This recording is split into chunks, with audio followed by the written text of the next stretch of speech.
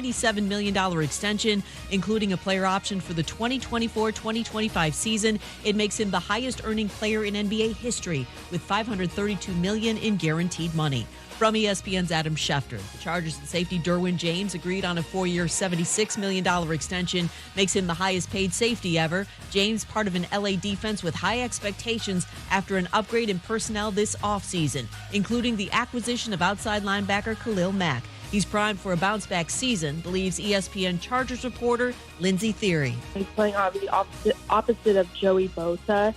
And Khalil Mack is nothing if not determined as he's been training camp. I mean, I think he's got a chip on his shoulder. I think he wants to prove that he's obviously still one of the top pass rushers in the NFL. Lindsey Thiry on Keyshawn, J. Will, and Max. Mack was limited to 7 games last season because of season-ending foot surgery. The new Venture X card from Capital One. Earn 10x miles on hotels and rental cars and 5x miles on flights when you book through Capital One Travel, plus 2x miles on all other purchases. Capital One. What's in your wallet? Terms apply. See CapitalOne.com for details. Matt Moscona. I'm very important. After further review. Say it one more time. After further review with Matt Moscona. And here we go. ESPN Baton Rouge, New Orleans, Alexandria. Live from the Mercedes-Benz of Baton Rouge studios. That's right.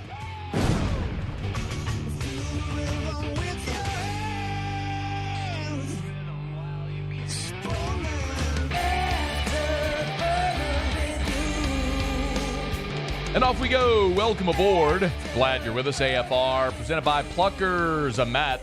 Love you, Matt. Paul O'Neill. They're chanting Paul O'Neill's name. Muso. And Mr. Toby Tom Plate.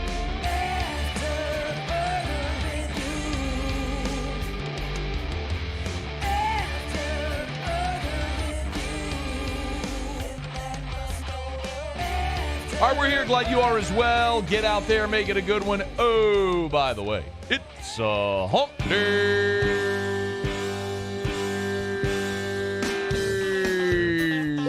Yep. It's hump day. Let's hump, everybody. Mike. What day is it, Mike? Tigers back on the practice field. Hump day. We got to watch the whole dang thing. It's hump day. Tell you what I saw. Mike. What day is it, Mike? Saints up at Lambeau. Hump day. Graff is there. It's hump day. He'll join us to tell us what he saw. Mike. What day is it, Mike? We got Bourbon Dictionary. Hump day. We got Pluckers Trivia. It's hump day. We got Overrated, Underrated. Mike. What day is it, Mike? We got Mason Smith being an absolute freak of nature. Hump day. All right, let's get to it. We got a ton to get to. I'm glad you're hanging out with us on this Hump Day edition of AFR. All right, so last week, Brian Kelly. By the way, Brian Kelly has done the absolutely unthinkable. Brian Kelly has managed somehow to move to Louisiana and lose weight. Look at this picture of him from spring. Notice the belly. If you're not watching on YouTube, you can find a picture of Brian Kelly. Paulie, do you have a picture of him from today or from now? He is looking like svelte. And I asked him after practice, after the media session, I said, Coach, have you actually lost, you've lost weight? And he said he's lost 15 pounds. I said, how do you move to Louisiana and lose 15 pounds? He's done it.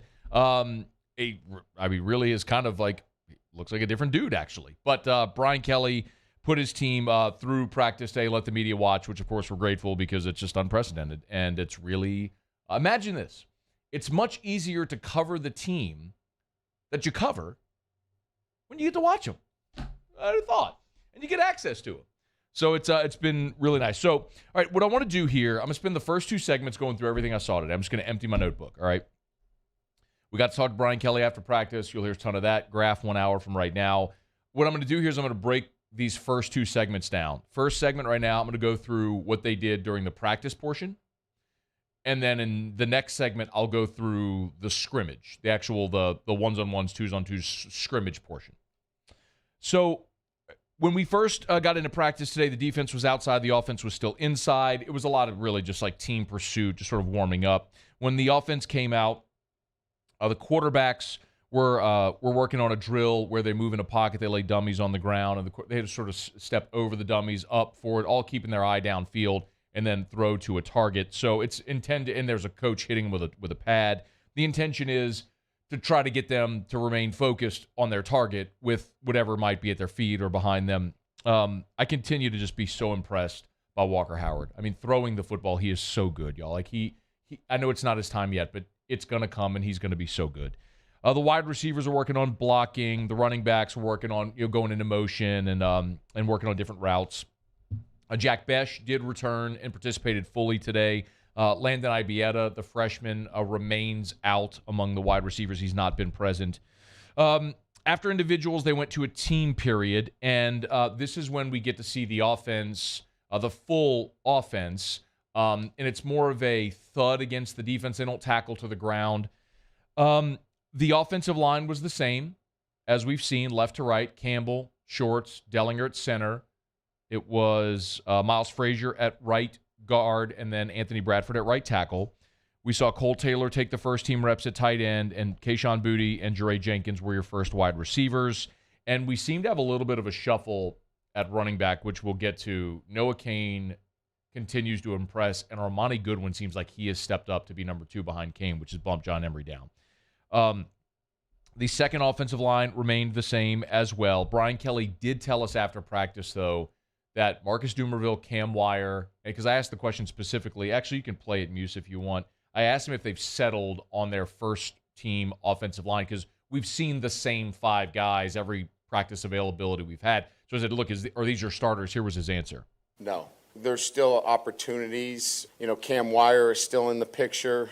Dumerville is just getting back with an ankle. Those 2 guys are still competing. And then, Turner is still in competition. So I'd say those 3 guys in particular are still vying for an opportunity. We'll make some Saturday, we'll move that group around a little bit. We're going to move Bradford inside. We'll kick Cam Wire out to tackle. So there's still some moving around on that offensive line to see what the best 5 guys are. But, by and large, it's the guys that I just mentioned. Those are your 8 right now. Emery probably 9 at this point. That's probably, what we're looking at this point. So when they went, so that was the offensive line. So then when they went against the defense in the team period, again, this is not a scrimmage, it's kind of a thud. They don't tackle to the ground. It's kind of controlled. Certain, portions of the field. Maybe they work on third down specifically or something like that, or short yardage. Nussmeier went first with the quarterbacks, went first with the first offensive line, or the first unit, I should say, and that portion kind of struggled. He did fumble a snap. He missed a wide receiver out in the flat to the right side to Kyron Lacey. Nussmeier had a very good day in the scrimmage portion, which I'll get to, but he struggled in this portion. And then with the ones, and then Howard went with the 2s. Then when the 1s went back out again, Jaden Daniels went out. When with the 2s, the biggest play with the 2s was Josh Williams. There was a wide receiver sort of sweep with we called it a Z screen, where the wide receiver came in motion, and they just sort of like tip the ball forward to the wide receiver as he comes in motion. So he's running around right end, and the lead blocker was 27, Josh Williams, and he pancaked Sage Ryan. They were physical out there today. I think it's also safe to say their base defense is going to be a nickel with Brooks, Greg Brooks as your nickel. So we know your line is going to be B.J. Ojolari, Mason Smith, Jaqueline Roy, and Ali Gay. Your starting corners, Jark Bernard Converse is going to be one of them. Today, Mekhi Gardner ran out there first as the short side cornerback. As I mentioned, Brooks is sort of that nickel safety playing in the box, and then your deep safeties are Jay Ward and Major Burns. They continue to be the first teamers there. So I'm pretty confident saying that's settled. When they went to, or at least for now, when they went to short yardage and brought another linebacker on the field, West Weeks was the linebacker that came in. Weeks and Penn both sort of rotated in right there. So I think they still got a lot of depth there at linebacker, but when they're in their base defense, it's pretty obvious that their base defense is a base nickel with Greg Brooks as the nickel back and with Mike Jones and Greg Penn as your linebackers in the middle. When Daniels went with the ones,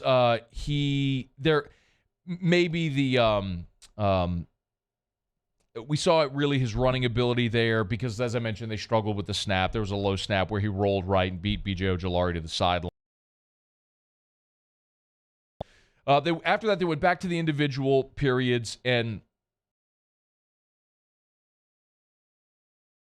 they were just going rapid fire, where Mike Denbrock would call out a route. The receiver had to run it, quarterback had to throw it, and they would rotate just freely. No defensive backs at this point.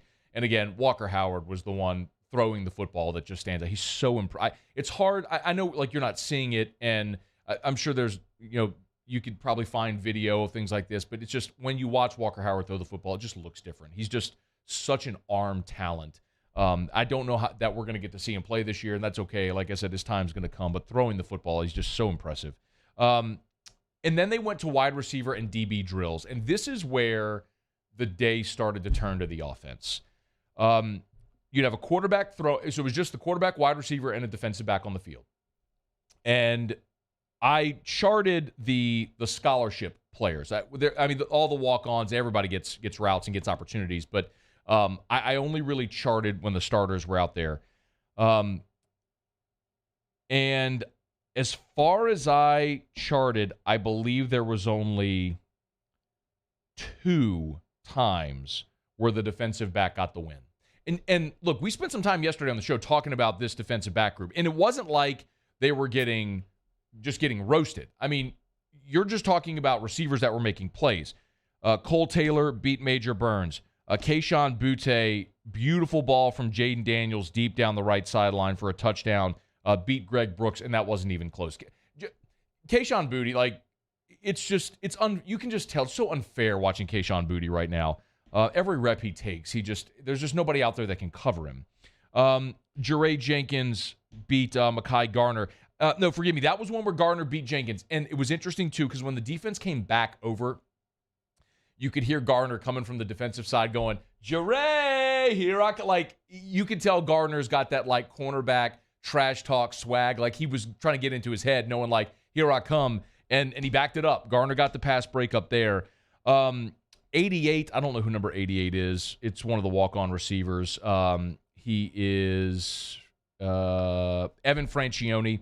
Evan Francione beat Jay Ward, actually. Beat him on a double move and beat him badly, which is a little concerning because Jay Ward's one of your starting safeties. And then Brian Thomas scored a deep touchdown over one of the defensive backs. It was I just charted the number. It was 27. It was LaTerrence Welsh, the freshman. So Brian Thomas beat LaTerrence Welsh deep.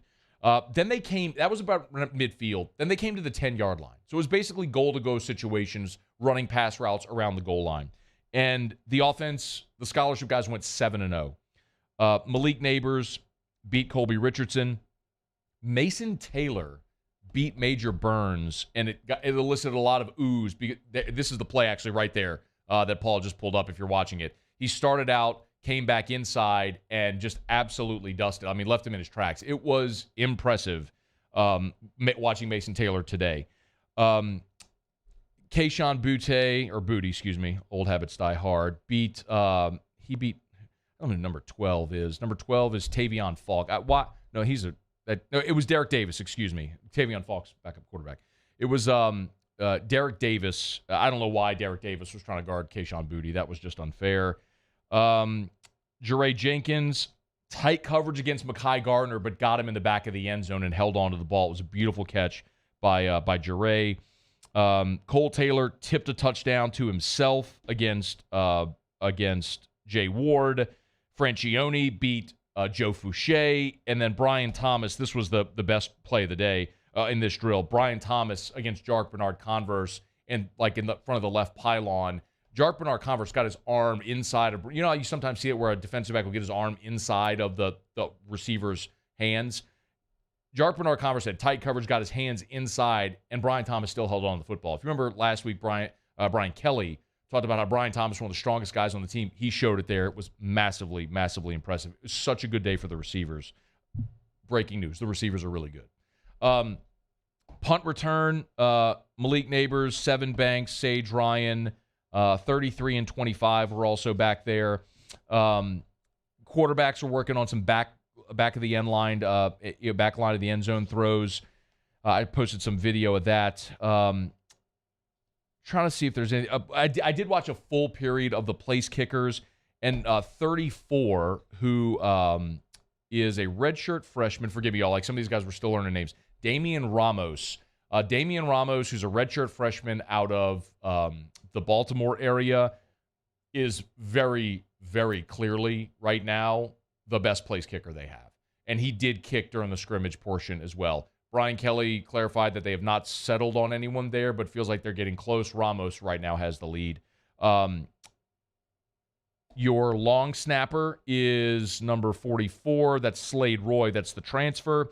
And your holder, it's interesting, Jay Bramblett, the punter, is also the holder. And keep in mind, I mentioned Ramos. He's a right-footed kicker. Dybert and Mata are both lefties. So Bramblett's got a hold for both lefties and righties. He's got a tough job, and also to handle the punting duties as well.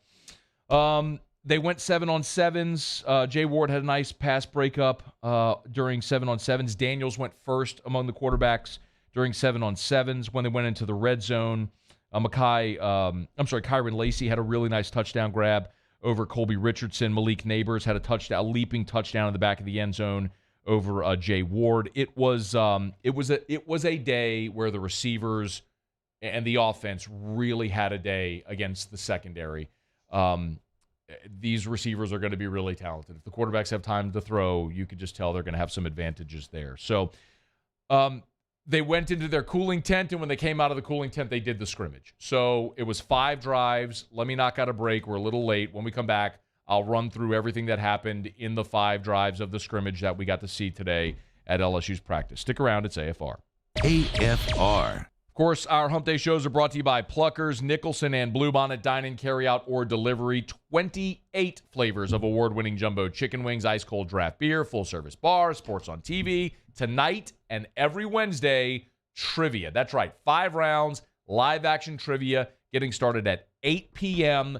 tonight at both Pluckers locations. So get there early, stay there late, get your team together, test your knowledge, win Pluckers gift cards and other great prizes. Remember, every single team is going to win something. Even if you don't win a round, every team, just for showing up, gets to spin the prize wheel. You can win great food from Pluckers or other great swag from local businesses. Every single Wednesday trivia, every team is a winner every Wednesday at trivia. Nicholson just south of campus, Bluebonnet right in front of the Mall of Louisiana. 8 o'clock, trivia gets started. 5 rounds of live-action trivia. So eat wings, drink beer, watch sports on TV, play trivia at Pluckers if you don't like our wings. We'll give you the bird.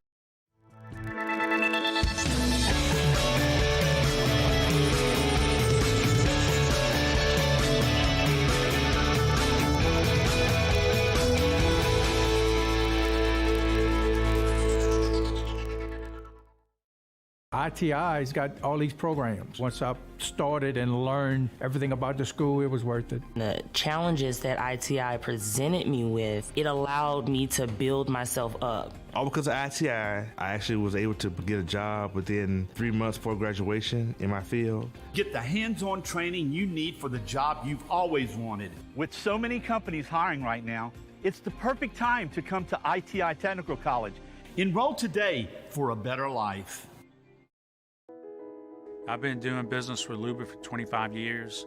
They're dependable, trustworthy. It's just the attention to detail with our clients. Our folks have years and years of experience. They're highly trained professionals, but many companies have that asset. What I'd like to think makes Luba a bit different is that we use those talents in a way that truly is dedicated to serving the needs of the folks who depend on us. Bayou Chrysler Dodge Jeep Ram has $12,000 off MSRP on all new 2022 Ram Black Widow trucks in stock. All new Bayou vehicles come with a 1 million mile powertrain warranty and free delivery. If you need sales or service, the crew at Bayou is going to do right by you. This isn't just another day. It's so much more. Kelly's life was put on hold when her auctioneer primary care doctor discovered a rare blood disorder. Her doctor connected her to an auctioneer care team of cancer, heart, and kidney around Baton Rouge, same-day appointments, and online scheduling. We're relentless about keeping you healthy. Auctioneer Baton Rouge, innovating healthcare for Kelly. ServiceMaster Elite create clean, disinfected work environments. As a local business, we take pride in serving the New Orleans and Baton Rouge areas. Our cleaning protocols follow CDC and OSHA standards for healthcare settings, offices, senior living, restaurants, and industrial plants. Contact ServiceMaster Elite to get your operation ready for reopening with germ disinfection cleaning. ServiceMaster Elite, the trusted choice in professional cleaning since 1996. It's no secret. The best oysters in Baton Rouge are at Jolie Pearl Oyster Bar. Enjoy mouth-watering South Louisiana flavor and oysters from all over the country. And don't forget our nightly drink specials.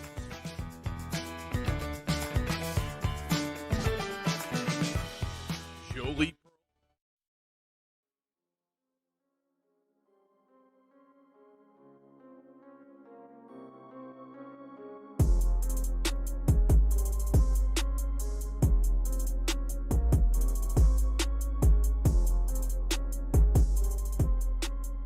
After further review with Matt Moscona, ESPN Baton Rouge, New Orleans, Alexandria. Presented by Plucker's Wing Bar. Open till midnight or later every night of the week, where every Monday is all-you-can-eat wings. Plucker's Wing Bar. If you don't like our wings, we'll give you the bird. One quick correction, by the way. Shout out Stevie Levy, the king of the wing. Bluebonnet Trivia starts at 7:30. Nicholson is at 8. My apologies. So Plucker's Trivia tonight. Bluebonnet 7:30. Nicholson 8. My apologies. Okay. So in the first segment, went through the practice notes. They went into the cooling tent for about 5 minutes. When they came back, they went into scrimmage mode. The way they organized the scrimmage, it was 5 drives, basically like a touchback. The ball started at the 30, at your own 30, and then you put together a drive, like, you know, just as you would a drive. Jaden Daniels did start. He was the first quarterback with the ones. Then Garrett Nussmeier went with the twos. And so they alternated ones versus ones, twos versus twos, ones versus ones. You get it. It went Daniels with the ones. Nussmeier went with the twos. Daniels went with the ones. And then halfway through that drive, Nussmeier finished that drive with the ones. Then Daniels went with the twos, and Nussmeier went with the twos. So they rotated pretty evenly, but Daniels did go first. So if you want a big takeaway, what I would tell you is if they had to play a game today, Jaden Daniels would start. He would be the first quarterback. I also think they would both play. And I think that's probably going to happen for the first 3 weeks, because after Florida State, you get Southern and New Mexico, and you gotta get these guys reps and figure out what it's going to be for when Mississippi State comes in week 4. But for the offense won the day. In 5 drives, Jaden Daniels in the first possession led the offense to an 8-play, 70-yard touchdown drive. In the second possession, Garrett Nussmeier was a 6-play, 50-yard drive where it finished on a missed 37-yard field goal. That's a problem that nobody's really talking about is, Cade York, the best kicker in program history, you got to replace him, and you missed a 37-yarder. Third possession, again, that's where Daniels started the drive, and then Nussmeier finished the drive. That did end in a made field goal, a made 23-yarder. So they got inside the 10. They got down to the 5-yard line and stalled out and ended up settling for field goal. On the fourth possession, Jaden Daniels led the twos. They went 3 and out, and then Garrett Nussmeier led the twos and some walk-ons, and they did score a touchdown on that drive, a 7-play, 70-yard drive with a touchdown. Nussmeier throwing a touchdown pass to Jeray Jenkins. If you're interested, I did my best to chart every single play. Now, keep in mind, we're on the sideline. The angles aren't great. They did have down markers and first down markers in the sticks, so I did the best that I could charting every single play so I could kind of give you some. Daniels finished 7 of 9 for 93 yards. He had 1 carry for 15 yards. Nussmeier was 8 of 10 for 109. a passing touchdown that I just mentioned to Jeray Jenkins with the twos, and then he ran 2 times for 7 yards. Jeray Jenkins was awesome. 4 catches, 70 yards, and a touchdown. Malik Neighbors, Kyron Lacey, Kayshon Boutte all had 1 reception each. Big plays when they were running with the ones. The first possession, Daniels on the first play threw maybe his most beautiful ball of camp so far. He was looking right, and he threw it to the right sideline, over the cornerback, under the safety. Beautiful ball to Jeray Jenkins. That got him going. It was a 15-yard completion. It was actually Armani Goodwin who got the first reps at running back with the ones. They did face, it was a very nice pass breakup by Colby Richardson on Kayshon Boutte to force a 3rd down, and really nice check down by Jaden Daniels to Mason Taylor for a 7-yard completion, which moved the chains.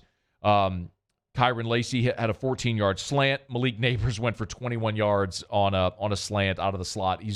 Malik Neighbors out of the slot is going to be a mismatch for a lot of linebackers. They got in a goal-to-go situation, handed the ball twice to Noah Cain, and he scored. So with that first offense, you saw Armani Goodwin and Noah Cain. John Emery did come in with the twos in the next possession. I'm checking my notes to make sure. We did not see Emery in any of the series with the ones. So Noah Cain gets a touchdown on the second drive. This is Garrett Nussmeier leading the drive. This would end in a missed field goal, but in the second possession, Nussmeier was 4 of 5 for 48 yards. He ran it 1 time for 2 yards. Jeray Jenkins had a big 23-yard reception. They found Mason Taylor for a 14-yard reception. You notice that they did throw a pass over the middle to John Emery. He bobbled it, caught it for 3 yards. They had a 3rd and 5, threw it deep to Brian Thomas. It was incomplete, and then they missed the 37-yard field goal. First team came back out. Jaden Daniels was sharp again. There was a false start penalty, so they started 1st and 15. He completed a pass to Jeray Jenkins for 15 yards. Then Daniels scrambled for 15 yards. So boom, boom, 30 yards. You're into opponent's territory. Then Kayshon Boutte's only catch, 21 yards over the middle, was phenomenal. Got him down inside the 20. Then they brought in Garrett Nussmeier when they got in the red zone. At that point, really nice play by Major Burns, a tackle for loss on Armani Goodwin. So it's 2nd and 11. They threw a screen, and this is maybe the play of the day.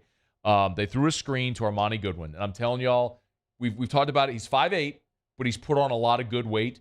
Armani Goodwin took a screen on the left side and dump trucked Colby Richardson. I mean, ran him flat over. And he scored, but there were refs, so the refs ruled he stepped out at the 6-yard line. But Armani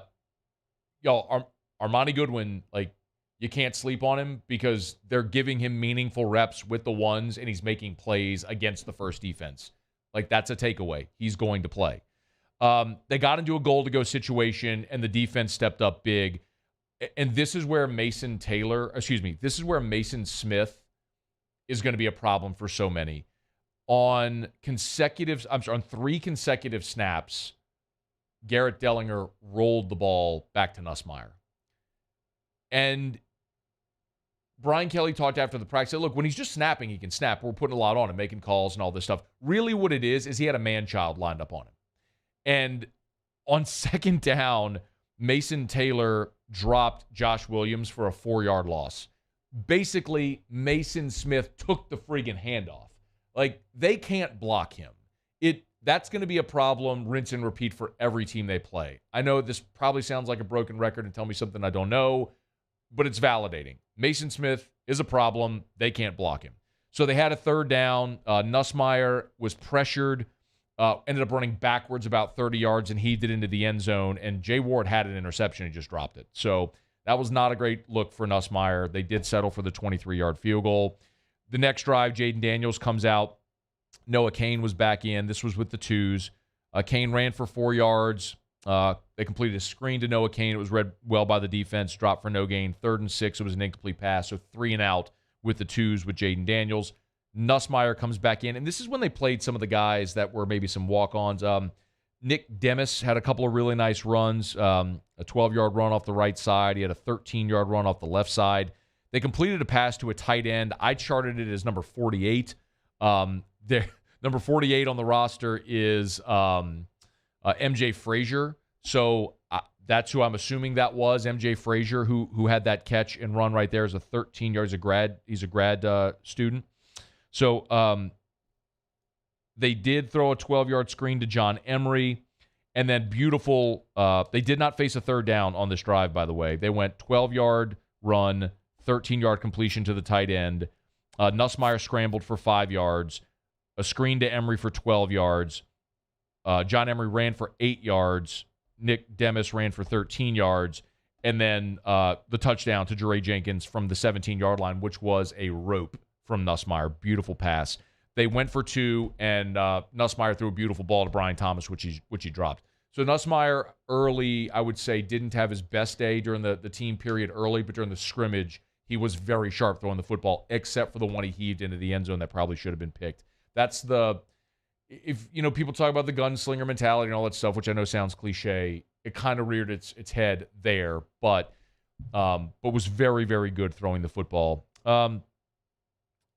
Takeaways, like I mentioned, I think both quarterbacks look really good. Daniels went first. Armani Goodwin undeniably has stepped up, and Noah Cain looks really good. Like, if I had to bet if they went and were playing a game today, I think Noah Cain would probably be your starter at running back. The receivers, Booty, Jeray Jenkins, Malik Neighbors, all look so good. Mason Taylor had a couple of really nice catches as Brian Kelly continues to prop him up, and they're giving him opportunities with the ones, and he is delivering as a pass catcher, which is really good to see. Brian Kelly wants to throw to the tight end, and they did that today. So we saw more of Mason Taylor and less of Nick Storrs at tight end. So, it was a good day for the offense. Brian Kelly mentioned yesterday it was a good day for the defense, where the defense came up with a couple of goal line or red zone interceptions, and the offense didn't have as great a day, which you kind of want to see. So it's kind of a two-sided coin, where do you celebrate today because the offense looked really good, or does it make you concerned because the defense didn't? I've told you my opinion of watching this team so far. People ask me, hey, have you changed any? Has your mind changed about anything watching the team? The thing that I'll tell you is I believe the defense is going to be really good. So when the offense has a day like this, I think the offense is doing this against a really good defense. It was nice to see the defense stiffen up inside the 5 and force a field goal, right? I mean, there were back-to-back possessions where in the red zone they forced field goal attempts. They also forced a 3-and-out and then gave up 2 touchdowns. But on 4 of the 5 possessions, the offense got into the red zone, and they scored 2 touchdowns, a field goal, and then a missed field goal. So there was good to see from both sides, but mostly I liked seeing the offense move the ball, and so much of it to mitigate the sort of ferocity of the defensive front 7 is moving the quarterback, is moving the pocket, is quick action, and it was creative and it was fun to watch, and I thought the offense really, really looked good today. So just a couple of takeaways from LSU's full practice where the media got to watch today. We'll circle back a bit later and let you hear what Brian Kelly had to say after the practice, and if you have any questions, anything I missed, feel free to let me know. You can email me, tweet me, you can jump in the Bayou Ford YouTube chat, or you can text in the 225-396-4400, 396-4400, 396-4400. Okay, it's after further review. Let me knock out a quick break. When we come back, sort of an abbreviated around the SEC, Taylor will be here for Bourbon Dictionary in about 15 minutes. Todd Graffagnini from Green Bay in half an hour. Stick around. It's AFR. AFR. Brought to you by River City's 1 Hour Air, where they're always on time or you don't pay a dime. 752-0001, 752-0001, 752-0001. Y'all, it is hot out there. I mean, I was out of practice today in the heat for 2.5 hours, and it's not breaking news. It's summer in Louisiana. It's hot. Don't get stuck with your AC going out. Give River City's 1 Hour Air a call. 752-0001, 752-0001. If your Home Central AC isn't keeping up, if you have an issue with your AC, call River City's 1 Hour Air. They're always on time, or you don't pay a dime. By now, you know that. Nights, holidays, weekends, they'll always come out. They'll never charge you extra. Take a peek around town. Take a gander next time you're driving on the roads, around your neighborhood, on the interstate, wherever it may be. You'll see so many of those big yellow vans and trucks with the giant clock on the side because so many of your friends and neighbors do what I do. They trust River City's 1 Hour Air. 752-0001, where they're always on time, or you don't pay a dime. There it is, the extra mile, on the border of expected and extraordinary, for those willing to go further, like vans customized for work or play, with safety and tech to keep you connected, supported by a 5-star sales, service, and finance team, and backed by the 1-star you know. So go the extra mile. It's never crowded, because so few have what it takes to go there. Mercedes-Benz Vans. I've been doing business with Luba for 25 years. They're dependable, trustworthy. It's just the attention to detail with our clients. Our folks have years and years of experience. They're highly trained professionals, but many companies have that asset. What I'd like to think makes Luba a bit different is that we use those talents in a way that truly is dedicated to serving the needs of the folks who depend on us.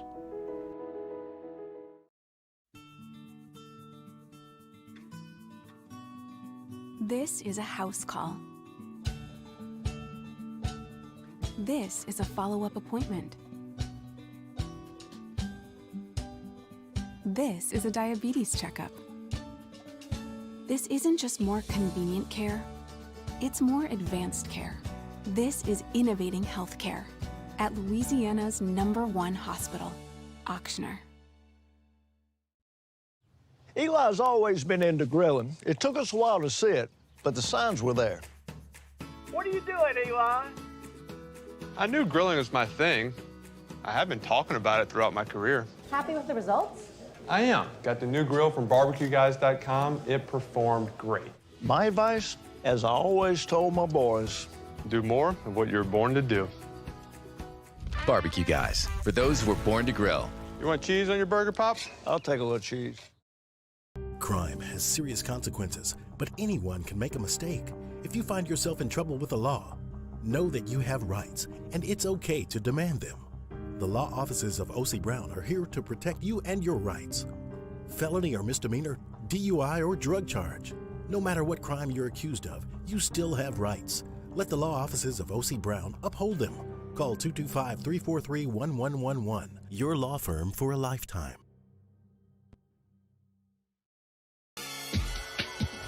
This summer, meet Acura's heroes of performance.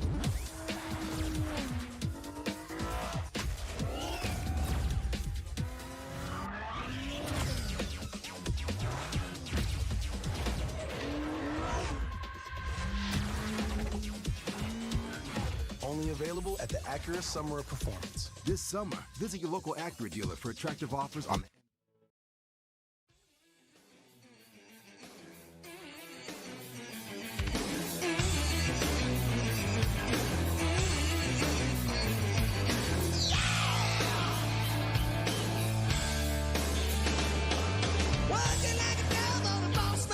After further review with Matt Moscona, ESPN Baton Rouge, New Orleans, Alexandria. Presented by Plucker's Wing Bar. Open till midnight or later every night of the week, where every Monday is all-you-can-eat wings. Plucker's Wing Bar. If you don't like our wings, we'll give you the bird.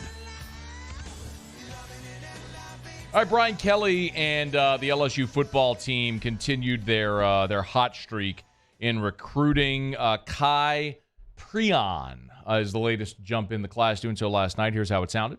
For the next 3 or 4 years, I will be taking my talents to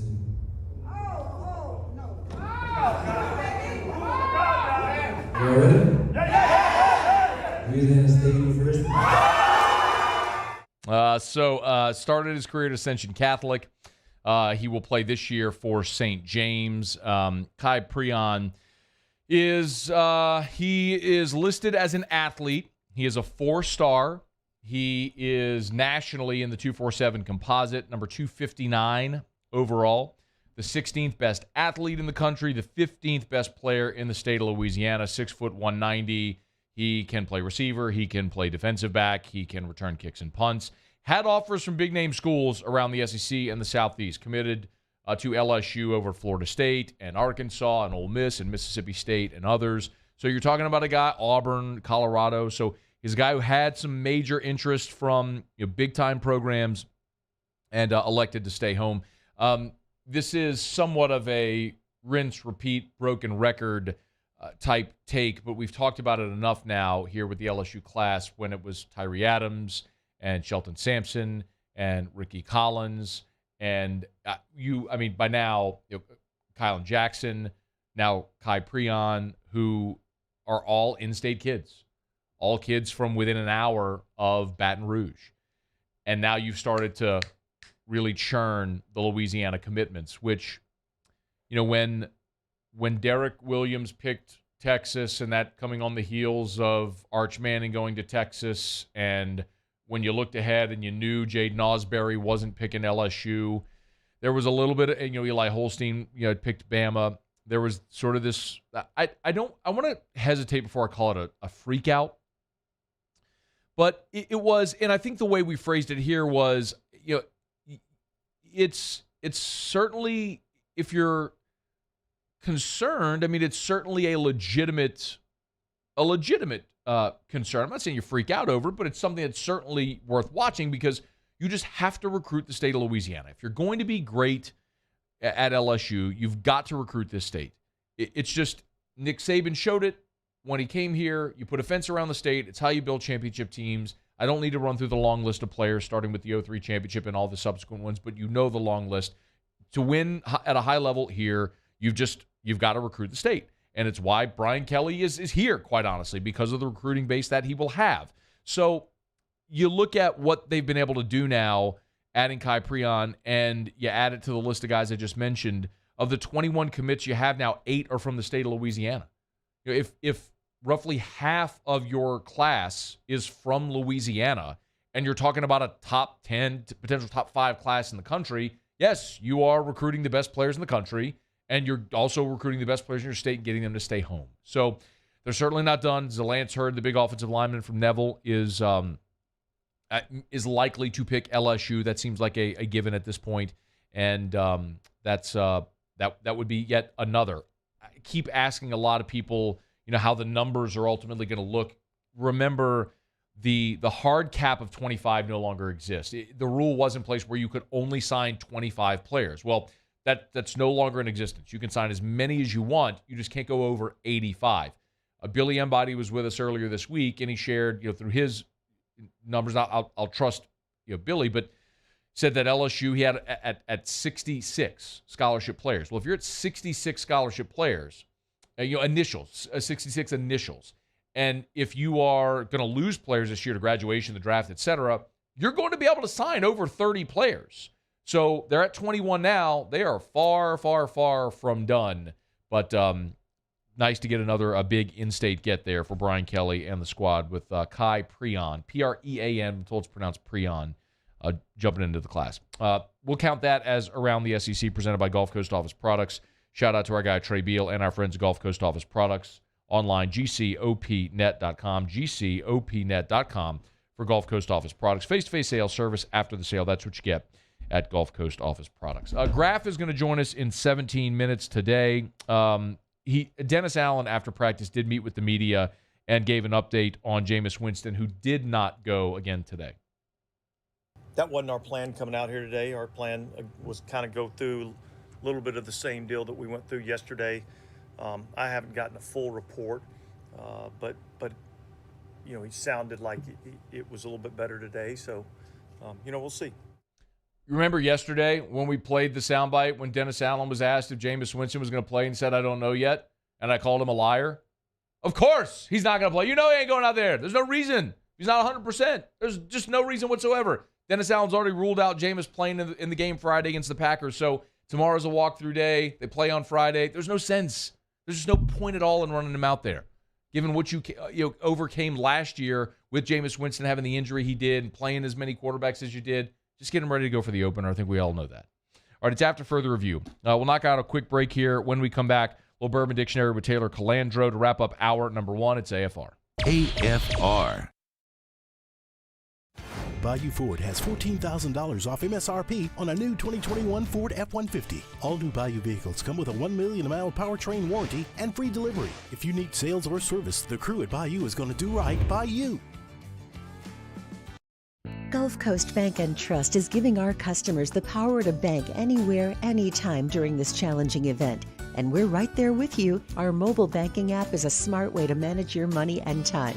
Gulf Coast Bank and Trust, the bank that cares about you. I've been doing business with Luba for 25 years.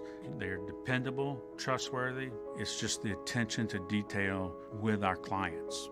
Our folks have years and years of experience. They're highly trained professionals. But many companies have that asset. What I'd like to think makes Luba a bit different is that we use those talents in a way that truly is dedicated to serving the needs of the folks who depend on us. Are you a licensed contractor? There's lots of good contractors in Louisiana doing work the right way, but unfortunately, too many unlicensed contractors are working outside the licensing requirements. Working as a contractor in Louisiana requires a license for the company doing the work. The Louisiana State Licensing Board for Contractors wants to help you get licensed to allow you to conduct work legally. It's not difficult to get the license. We can help you. Go to lacontractor.org for more information. Licensed contractors, it's the law.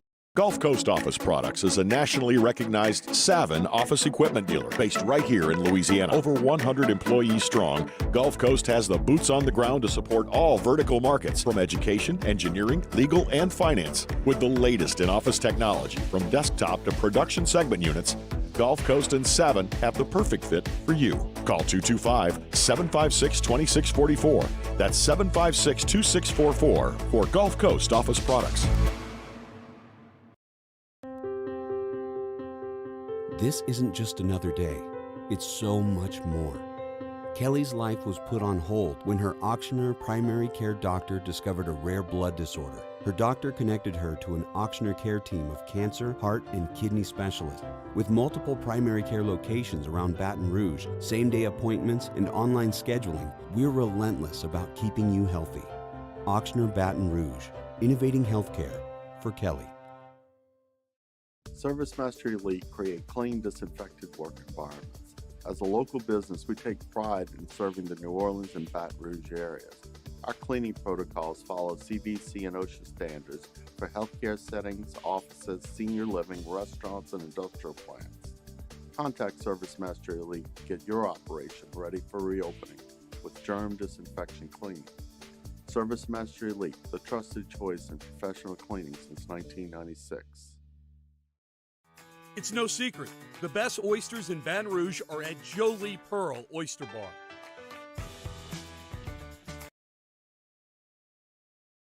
Louisiana.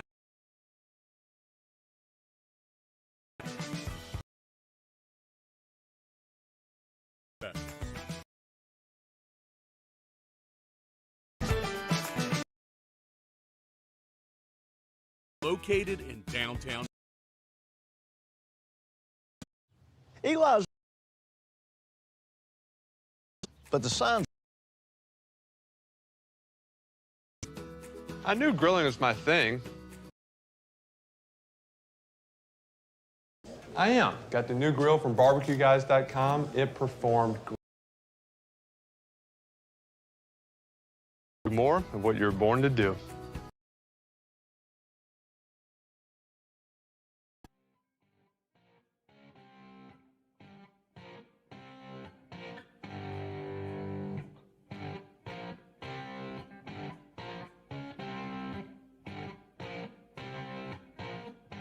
After further review with Matt Moscona, ESPN Baton Rouge, New Orleans, Alexandria. Presented by Plucker's Wing Bar. Open till midnight or later every night of the week, where every Monday is all-you-can-eat wings. Plucker's Wing Bar. If you don't like our wings, we'll give you the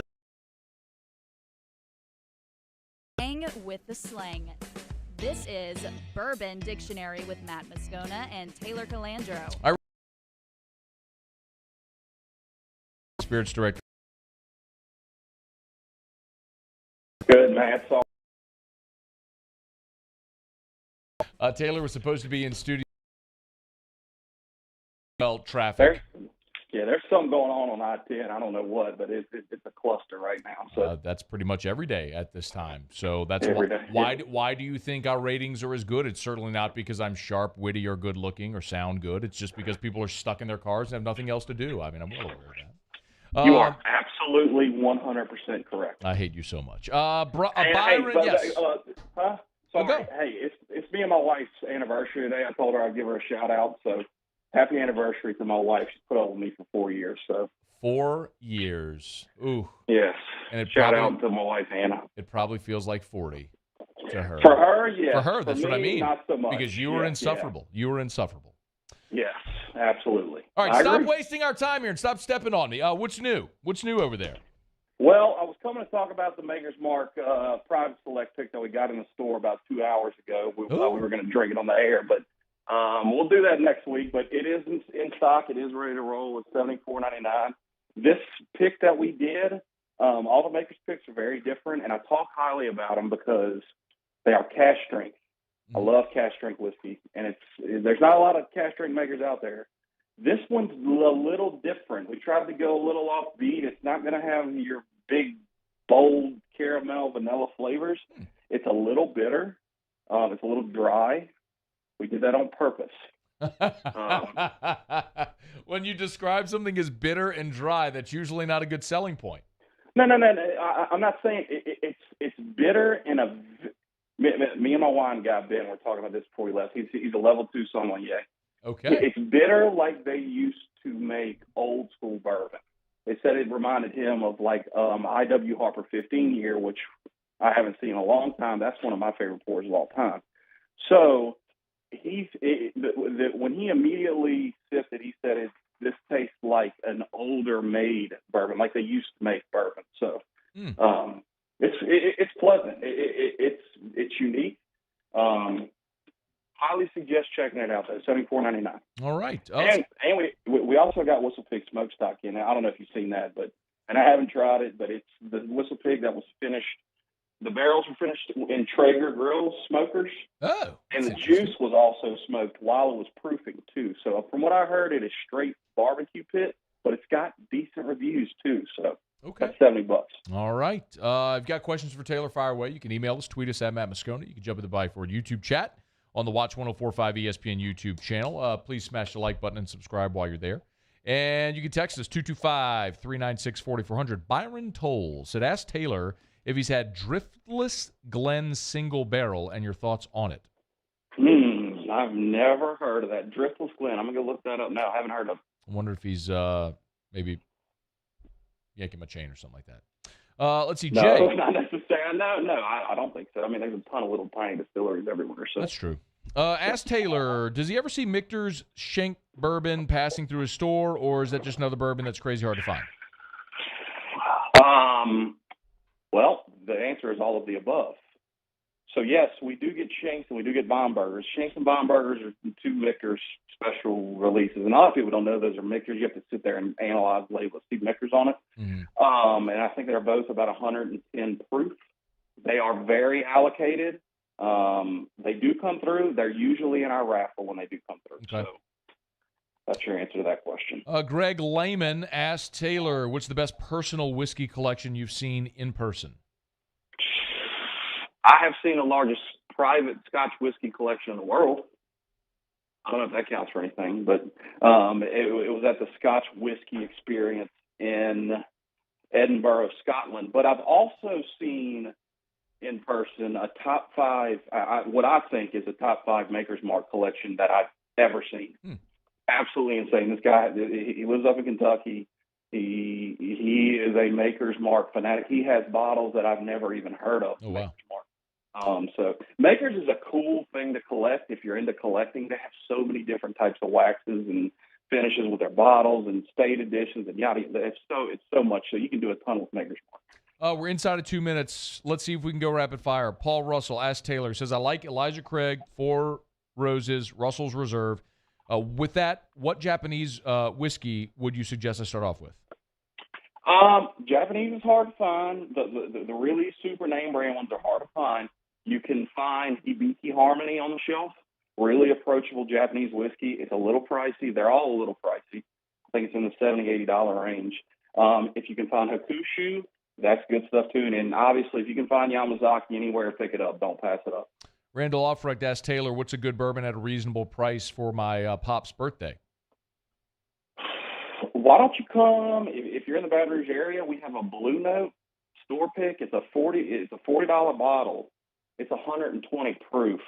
For 120 proof for under $40, it's hard to find something like that. It's really, really good. I've talked about it a couple times already on the show. It's one of my favorite barrel picks that we've done this year. Last one, Trent Ritchie, 20 seconds. Ask Taylor, favorite peated scotch. That's not a short answer, but I will have to go with probably older Lagavulin and older Calandro. Yeah, I love Old Isle. And I answered your question a couple weeks ago about what would I drink for the rest of my life. I said a Bloody Mary. No, it'd be an older Isle Scotch. Okay.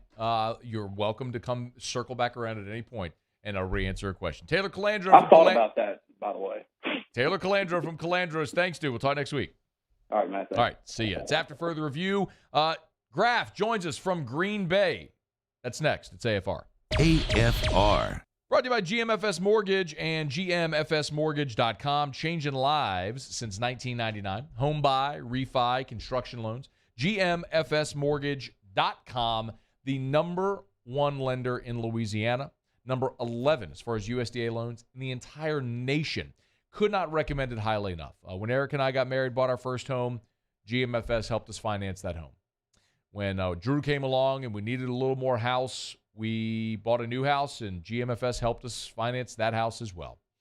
And when rates were insanely good about a year and a half ago, we refinanced, and we did it with GMFS Mortgage as well. If you're buying, building, refinancing GMFS, there's no one better to call. And right now, maybe a cash-out refi could be the option for you. Take some of your home's equity, get some cash, and do that home improvement project, whatever it is you're looking to do. GMFS Mortgage, a local loan officer can help. Go to GMFSmortgage.com, hit loan officers at the top of the page. GMFS Mortgage, changing lives. There it is, the extra mile, on the border of expected and extraordinary for those willing to go further, like vans customized for work or play, with safety and tech to keep you connected, supported by a 5-star sales, service, and finance team, and backed by the 1-star you know. So go the extra mile. It's never crowded because so few have what it takes to go there. Mercedes-Benz Vans. I've been doing business with Luba for 25 years. They're dependable, trustworthy. It's just the attention to detail with our clients. Our folks have years and years of experience. They're highly trained professionals. But many companies have that asset. What I'd like to think makes Luba a bit different is that we use those talents in a way that truly is dedicated to serving the needs of the folks who depend on us.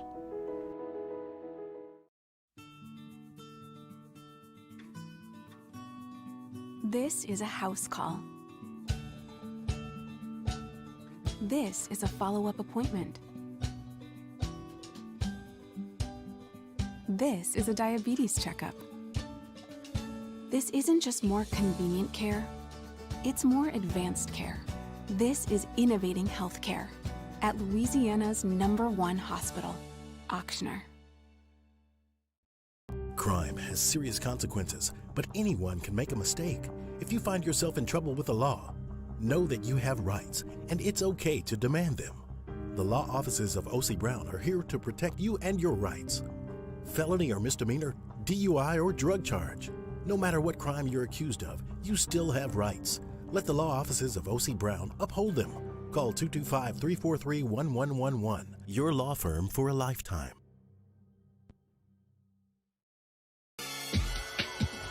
This summer, meet Acura's heroes of performance.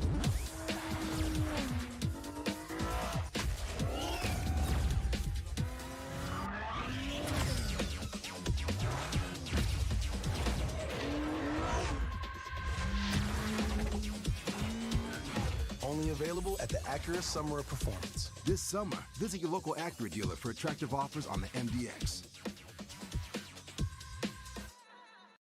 Are you a licensed contractor? There's lots of good contractors in Louisiana doing work the right way, but unfortunately, too many unlicensed contractors are working outside the licensing requirements. Working as a contractor in Louisiana requires a license for the company doing the work. The Louisiana State Licensing Board for Contractors wants to help you get licensed to allow you to conduct work legally. It's not difficult to get the license. We can help you. Go to lacontractor.org for more information. Licensed contractors, it's the law.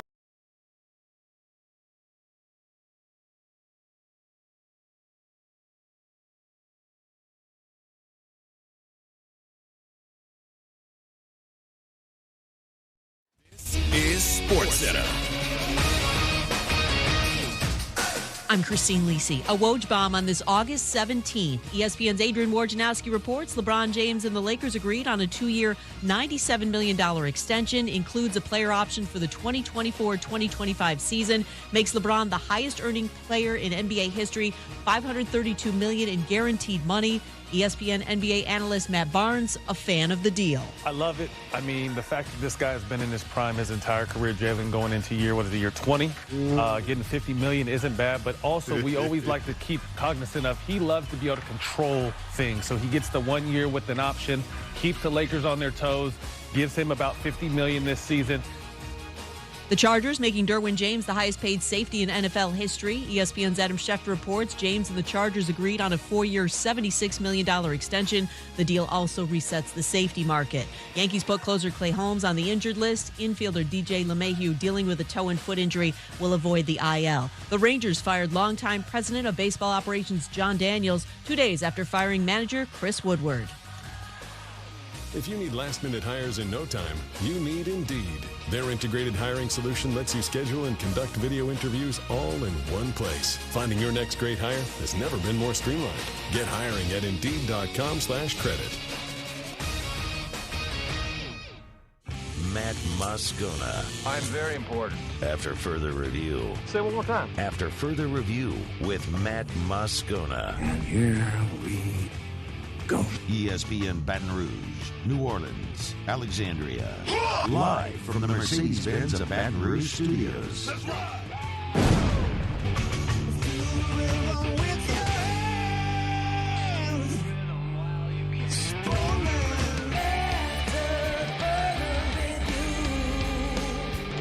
Hour 2, off we go. Welcome aboard. Glad you're with us. AFR, presented by Pluckers. I'm Matt. I am sweating. Paul O'Neill. They're chanting Paul O'Neill's name. So. And Mr. Toby Tom Play.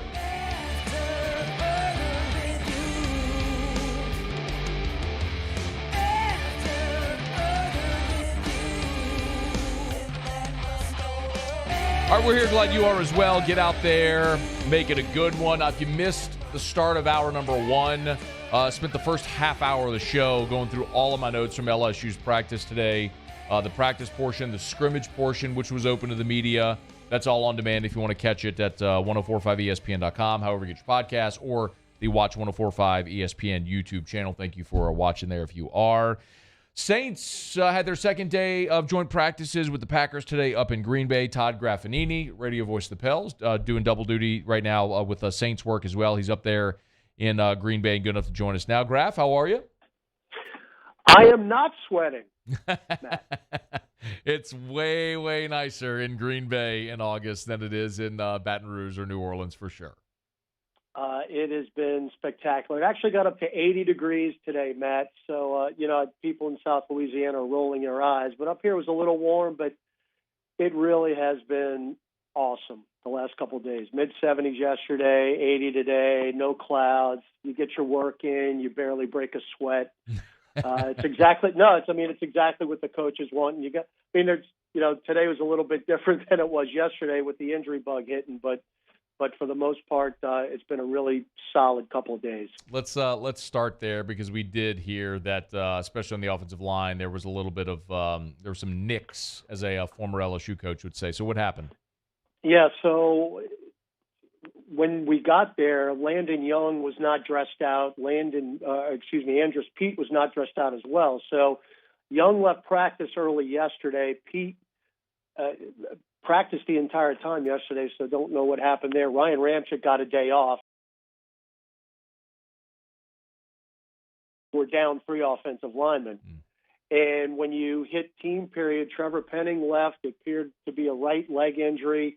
He hobbled back into the indoors. So right away, you're down a tackle. Then James Hurst, who's your starting left tackle, as Penning was playing right tackle, Hurst leaves, as Dennis Allen called later, a foot injury. So then you've got the third string tackle in Sage Doxter, who's a rookie, playing left tackle. And needless to say, the Green Bay pass rush, and they're playing a 3-4 defense. So you've got two outside linebackers who are just outstanding in Gary and Smith, and they were just having their way. It really wasn't a fair fight.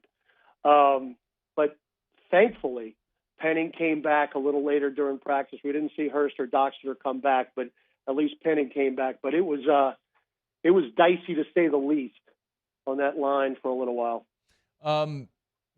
Yesterday, Jameis Winston was there, didn't do much. What did he do today, if anything? Well, at least he put the pads on. He went through walkthrough. He went through stretch. He went through individual. So he was on the field throwing. And with him in the pads, you figure maybe he might give it a go. But no, he did not participate in any type of team drills. You can tell, Matt, that he's still favoring that leg a little bit, that foot. So, but again, he wanted to get out there and at least get some work in, which he did not do much at all yesterday. He just threw a little bit with nobody on that practice field. Today he actually was doing stuff with his teammates. So again, the phrase ramp up has been rampant, if you will, during training camp, and I think it's just part of the ramp up process. But as you mentioned last segment, Dennis Allen mentioned to the media today he will not play on Friday. So I would expect to see a little more of Andy Dalton than we saw against the Texans, and we'll see how much Ian Book plays. Let's go. Well, actually, one more on Jameis. Is it safe to say, Graff, that if they were playing a game today, that Jameis would play? That's a good question, Matt. I don't know. I mean, you're what, 3 weeks from the opener? Right. That's plenty of time. I don't know. I don't know if he is mobile enough or he thinks he's mobile enough. Now, he's going to say he would play. And I know they're going to handle him with extreme caution because you're still going back to the injury last year, which he appears he's completely recovered from, or he wouldn't be on the field. But the thing about it now, Matt, is Andy Dalton has performed so well, I think they can be extra cautious with Jameis. Now, I know they want him to play opening day against the Atlanta Falcons, but if Jameis does not play for whatever reason, I don't think the coaches or anybody else would have any problem if Andy Dalton had to start that game. He certainly looked good, obviously, in the preseason opener. It's a very different thing when you get to the regular season, but Dalton's been through those fires. Todd Graffagnini is with us. How did Dalton look today? He actually had the best drive, if you will, during practice today when, again, offense was a little bit challenged due to that offensive line situation. He had the best set of reps. Thanks to Mark Ingram, who had a 50-yard touchdown. Now, they whistled it down, called it back. It would have been a touchdown. And then Dalton on a fourth down play, they were doing a drive situation and threw a perfect ball to Chris Olave, who had the best day of the offense in practice, a 40-yard over-the-shoulder catch on the left sideline, brought oohs and ahs even from the Packers fans down the left sideline where they were all sitting. So, and then eventually got in the end zone on a handoff to Alvin Kamara. So Dalton had the best day as far as quarterbacks go, and Chris Olave made some really, really nice catches today. What was so good about the day that Olave had? Or maybe another way to ask it, Graff, is how is his role sort of developing now a couple of weeks into camp into this offense? Well, he gets open, Matt, and he allows the quarterbacks to find him. And here's the most important thing. When the ball is thrown to him, he catches the ball. And, of course, you're a wide receiver. That's what you're supposed to do. And today I think we saw a little bit of the burst. Very early in team practice, he got a 25-yard pass from Andy Dalton, and I talked about the 40-yarder a little bit later. And then towards the end of practice, during 2 minutes, he caught another first down catch on a third down situation. So it's good to see the quarterbacks going to him during these situations, and that's why these joint practices are important. I heard Sean Fazan yesterday, and he really described things well. These are manipulated reps, and it's something you can't plan for during an actual game. That's why these joint practices are so important. And going up against the opponent's one defense or two defense, which you can't really guarantee in the preseason games. I mean, nobody's going to play for the most part in the first team on Friday night. and everybody was playing, everybody was getting reps these last 2 days. That's why it's so important. Graf, before you go, I'll ask you what I asked Sean. Is there a player or players who you think are particularly impactful for Friday, who need a big day on Friday? You know, it's interesting. Again, listening to Sean yesterday, he mentioned Lucas Krull. And I don't know if Fazan had his crystal ball out, but Lucas Krull had a pretty big day today. He caught a pass over the middle and got absolutely waylaid by one of their linebackers, held onto the ball for a first down catch during 2-minute drill, and then 2 plays later made another first down catch and a 15-yard out. So that was good. The tight end situation is one we're going to watch closely. I'm really becoming a big Juwan Johnson fan personally. He added 15 pounds in the offseason. He mentioned to the media yesterday that he's been working on his blocking big time. Putting on that weight had a lot to do with that. And he caught a touchdown pass today during red zone work. So I don't know what it is about the tight ends, but I'm looking at Juwan Johnson pretty closely, number 83. And just, speaking the obvious, and I think it has to be said, Alvin Kamara is just having an unbelievable camp. Dennis Allen talked about it. Not that it's somebody that you have to watch, Matt, but just quietly he is going about his business. He's doing everything correctly, and he's got as much a burst as he has had this year than it was in his rookie season. And I think he's just going to have a spectacular year. Did you eat cheese curds? I have. They basically, if I wanted to describe them, and by the way, Dennis Allen got presented with a plate of cheese curds before he addressed the media today. Very good. He mentioned last night, I would equate them to mozzarella sticks, except in nugget form, and it tastes maybe like a hint of a beignet, if that makes any. That's how I can describe it. But I would call it a cheese stick in a nugget form. A cheese stick in a nugget form that has a hint of a beignet. Yes. Technical from Graf there. You don't just get play-by-play guy. I'm very descriptive. Play-by-play, radio play-by-play guy. Correct. TV play-by-play guys aren't descriptive. All they do is say, pass, caught. You let the TV. Cop out. Yeah, let the pitchers do the job. All you do is just stand. Yeah, you stand there in a suit. That's all you do. I tell you. Hey, speaking of Pell's schedule released today, an initial thought? I literally I've been so busy today doing all the Saints stuff. I literally just got to look at it. And why does the NBA hate the Pelicans, Matt? I mean, all these road games to start the year. I mean, Brooklyn, Charlotte to start, Phoenix, Clippers, Lakers in the second week of the season. But you know what?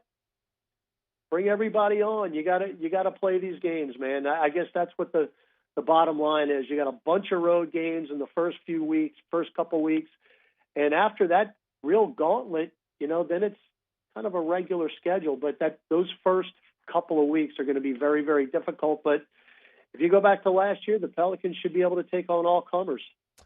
And also a wonderful job by the social media crew at the Pels.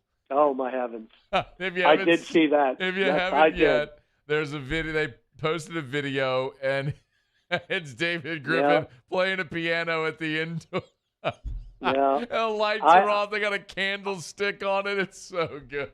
I knew that was going to happen in some form. I did not know what the finished product was going to look like, but they nailed it. So good. They nailed it. Go check out all the Pelican social media. They really did. It's blowing up. All right, Graf, we appreciate it, man. Enjoy the rest of your time up there in Green Bay.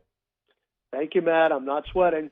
Well, I'm not either because I'm inside. I'm in a chilled box here. All right, that's Graf. He's on Twitter at ntgraf. You'll give him a follow. This is After Further Review. We're brought to you by the Aesthetic Medicine and Anti-Aging Clinics of Louisiana, Blue Bonnet in Baton Rouge, Ambassador Caffery in Lafayette, and online at theantiagingclinics.com, theantiagingclinics.com. You want to look and feel like your younger self, you can. All you got to do is schedule an appointment, go meet with Dr. Todd Howell, draw your blood labs. That one simple blood test can let you know if you're a candidate for hormone replacement therapy, get you feeling like your younger self, safely and affordably. It's the Aesthetic Medicine and Anti-Aging Clinics of Louisiana, Baton Rouge, Lafayette, and online at theantiagingclinics.com. All right, we appreciate Graf for joining us. If you are just joining us, LSU held a practice earlier today. open to the media in its entirety. Started the show today going through my practice notes and then the scrimmage notes as well as the last part of practice was 1s-on-1s, 2s-on-2s in a scrimmage format. So we did get to see that. I ran through all my notes. If you missed it, we'll have all of that on demand that you can check out. When we come back, I want to let you hear what Brian Kelly had to say after LSU's practice, including some of the position battles that are ongoing that we thought might have been finished and maybe aren't just yet. That's next. It's AFR. AFR. AFR is brought to you by Insurance Network of Louisiana. Better coverage for less money, I tell you, every single day. And I love sharing great testimonials. How about this one? This one came from Jay, an AFR listener. Robert and his wife. They'd been with Liberty Mutual since 1968. You want to talk about loyalty? Since 1968. Insurance Network of Louisiana saved them $6,022 annually. Auto, home, umbrella, a couple of recreational vehicles. They had good coverage. Imagine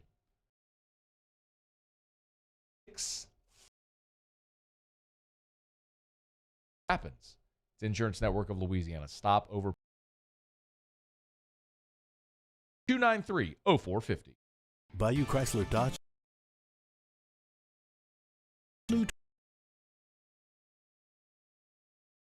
Come with a 1 million mile power service. The crew at Bayou. I've been doing business with Luba for 25 years. They're dependable with our clients. Our folks have years and years of experience.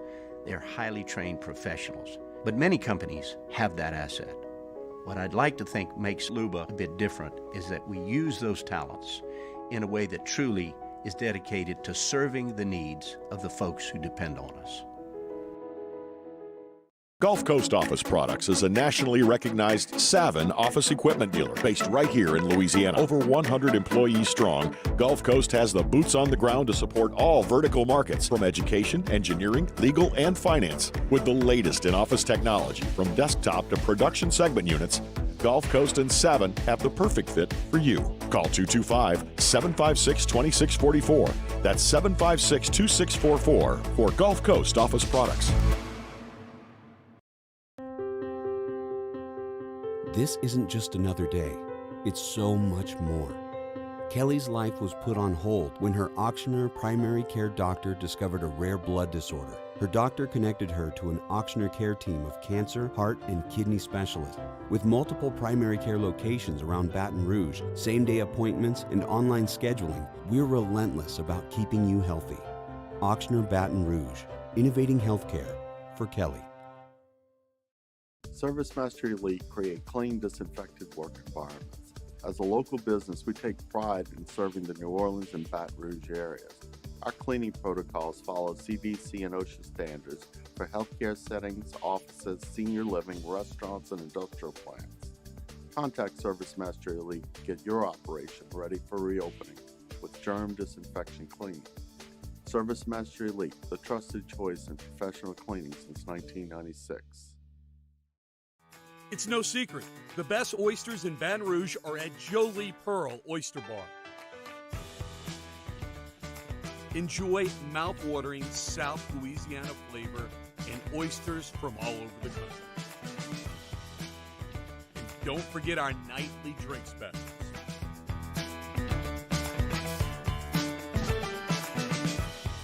Jolie Pearl Oyster Bar, located in downtown Baton Rouge. There's nothing better than tailgating, but it can be a lot of work. So why do it yourself when you don't have to? Let Revelry Sports and Entertainment set up your luxury tailgate on campus. Order what you want and just show up to party. Book your tailgate today at Revelry Team.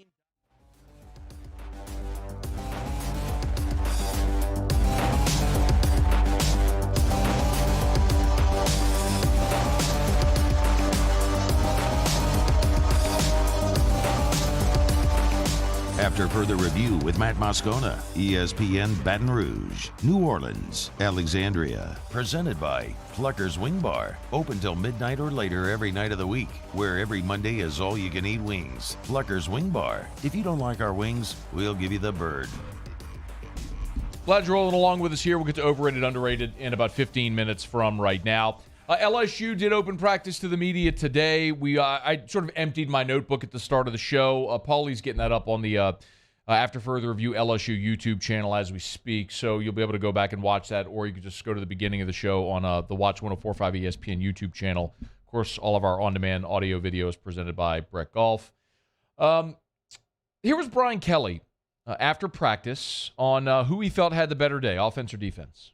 Yeah, I'm a head coach, right? So I never leave feeling good about practice because it's usually offense one day, defense the next. Yesterday, we threw 2 interceptions in the red zone. Our defense was great yesterday. Today, I think we moved the ball pretty good on offense, and, it was probably more of an offensive day, But, that's practice, right? And that's why I say we evaluate each day and don't walk away going, we've arrived.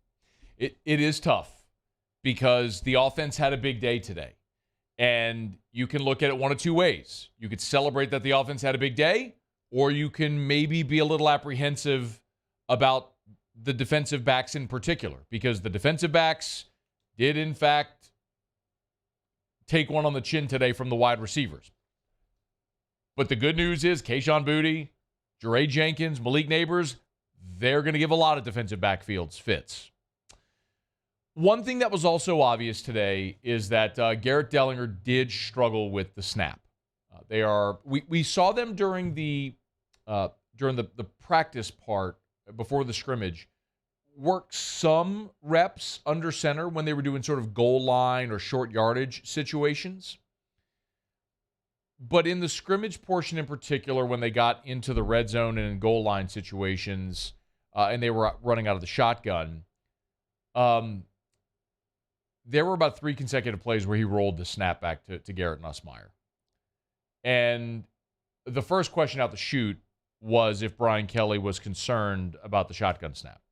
I think we're at this point in practice 12 where I'm very demanding and will be, from 12 all the way to the first game. He's going to be fine. It's really just about what we're asking him to do is a lot more now other than snapping. If he was just snapping the ball, he'd be fine. But we're asking him to call out the front. He's making the checks. He's gone from playing, guard to center. And so this is a culmination now of all of that being, piled on. And he actually feels comfortable snapping it now. And so he's not paying attention to the details of it. So we'll get it worked out. I'm not concerned about it. But I have to stay on him and make sure that he's aware that it affects the timing of the offense. To say that the snap affects the timing of the offense is a gross understatement. It's the thing literally that has to happen for everything to begin. And that was a problem. During the scrimmage portion, they had a first and goal at the 6. It was a low snap. Josh Williams got a 2-yard run. On second down, it was a low snap. Mason Smith blew up Garrett Dellinger and had a 4-yard tackle for loss. And then on third down, it was another low snap, and Nussmeier rolled right. He was under extreme pressure, threw it into the end zone. It was darn near intercepted by Jay Ward, who dropped the interception in the end zone. But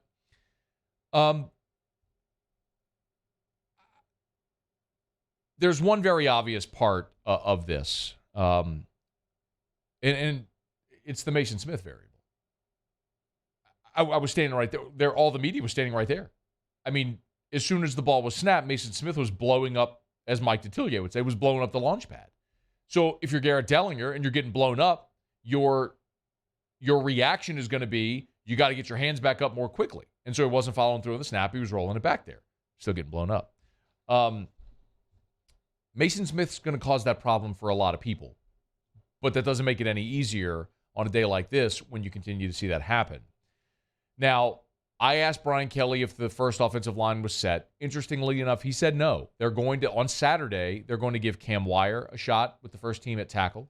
They're going to give Marcus Dumervil a shot with the first team, and they're going to give Charles Turner a shot with the first team at center. Part of me has to believe that's because of this snapping component. And I've shared this with you before, y'all, but this is what happened with Chasen Hines. In 2020, Chasen Hines was going to be the center. He couldn't get the snap down. And so Liam Shanahan played center. Because that is literally the reason why. Because Hines couldn't get the snap. So you got to start there. But there was a really good question. I think it might have been Leah Van who asked this, but it was about why Garrett Dellinger was the choice at center, because the only player you had who has played center is Charles Turner, and so if you're trying to rep other guys, why then did you choose Dellinger for this spot? I think first and foremost, just his ability to move. He's got good lateral ability to move, size. Today, you're getting so much shade on the center. The days of playing, a small center are starting to dwindle. You're getting such big guys on the nose now, especially in third down situations. So he matched the criteria of somebody that could move, and, he's 313 pounds. I think the next criteria was his football smarts. He could handle calling out the fronts and picking up the things necessary. I think the best way to look at it is, in most sports, strength down the middle, right? The quarterback, the center fielder, the shortstop, whatever sport you want to play, you want your smart, athletic guys there, and he's smart and he's athletic for his position. He's big, he can move, he's smart. Makes a lot of sense, but you got to get the snap. We'll see if they can improve there. There's two other players that Brian Kelly talked about in particular that I wanted to highlight. One of them we have talked about, which is Colby Richardson. The other is Noah Cain, who we haven't talked a lot about. And I'll tell you, there was a couple more questions I wanted to ask. The mic never got back to me. And one of them was going to be about Armani Goodwin, because Armani Goodwin had a very good day today as well. I told you I charted during the scrimmage. There were 5 drives. I charted as best I could all the plays. And Goodwin caught a pass for 19 yards. He had 2 rushes for 6 yards. They were sort of goal line type rushing attempts.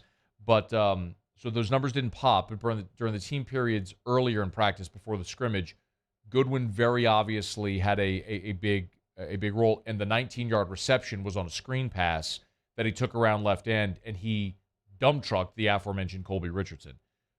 But all that to say, Noah Cain seems like he has emerged now. And again, we don't see every snap of every practice.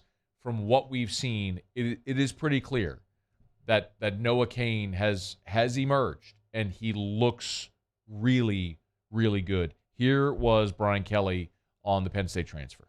I think he's getting better every day. I didn't think he played early on with the physicality. It looked like he was still kind of feeling his way through it a little bit early on, but you can see he's starting to come on and playing, behind his pads with better vision, and I just think he's going to continue to feel better and more comfortable.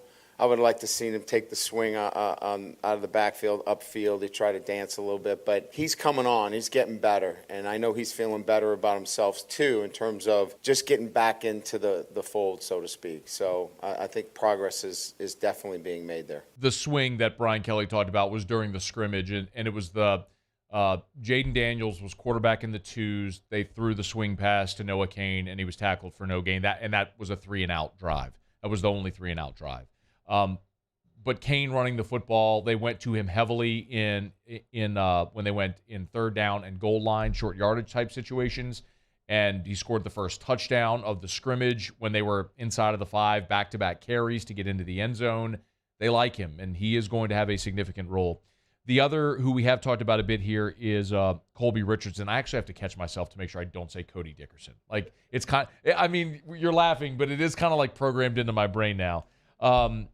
This was so interesting because, we talked to Colby Richardson when he committed back in June, and he's gotten a lot of run. He is getting run with the first team. And Brian Kelly today took it even a step further with Richardson with some stuff that we hadn't known to this point about what Richardson has done to transform himself since June. A lot of things had to transpire. First of all, he put on, close to 20 pounds. And so his summer workouts were outstanding. So we saw this natural athlete that really was not physically ready to compete at the level of the SEC transform himself physically. And, once that started to take shape and form, we saw speed right away, but he was 167 pounds, and so he wasn't physically strong enough to compete at this level. Now, over, 188 to 190, he certainly has now developed himself into a guy that's going to play football for us. He is going to play. And, when I think Brian Kelly also talked about the depth. Can we play that one, Muse? This is number 6. This is Brian Kelly talking about the cornerback depth, and this does give you a much better snapshot of how they're lining up right now at corner. We like Jarek at the wide field corner. We think he's really smart and savvy, has a good feel for it. Makai as well can play there. I just think that we have interchangeable pieces there. The freshman's done a really nice job out there.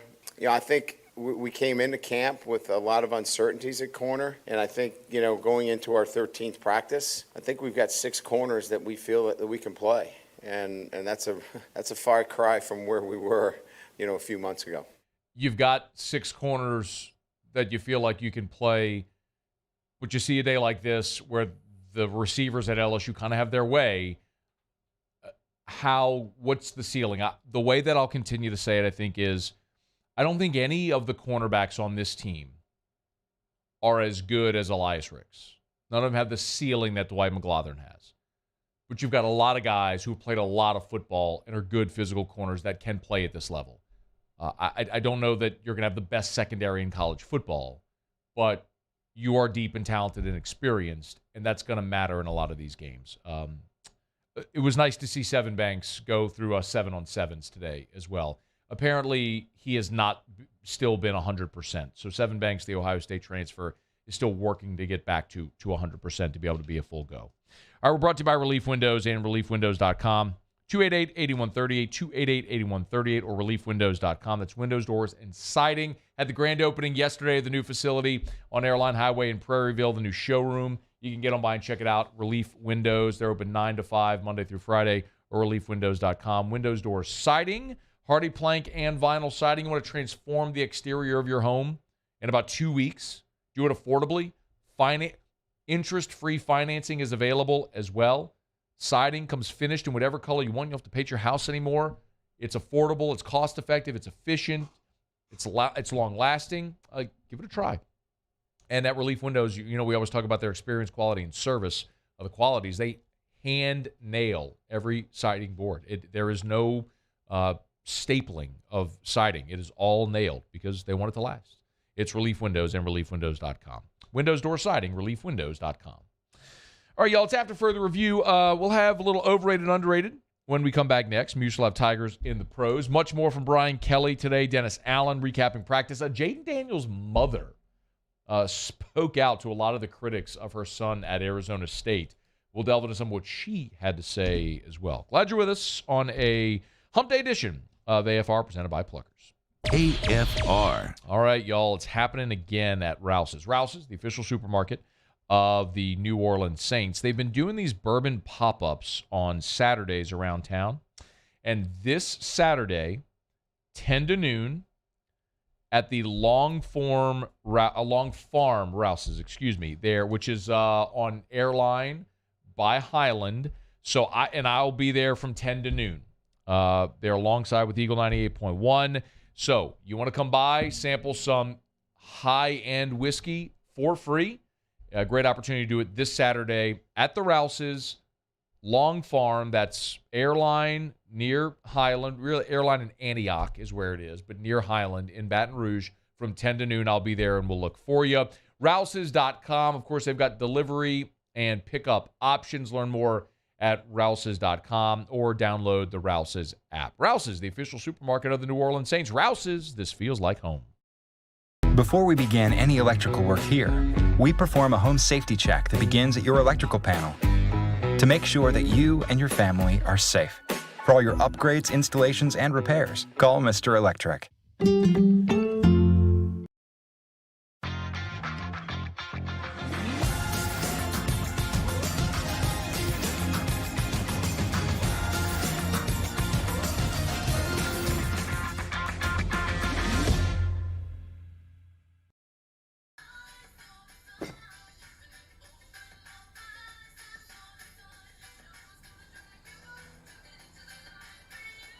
Miller Lite has more taste and only 1 more calorie than Michelob Ultra.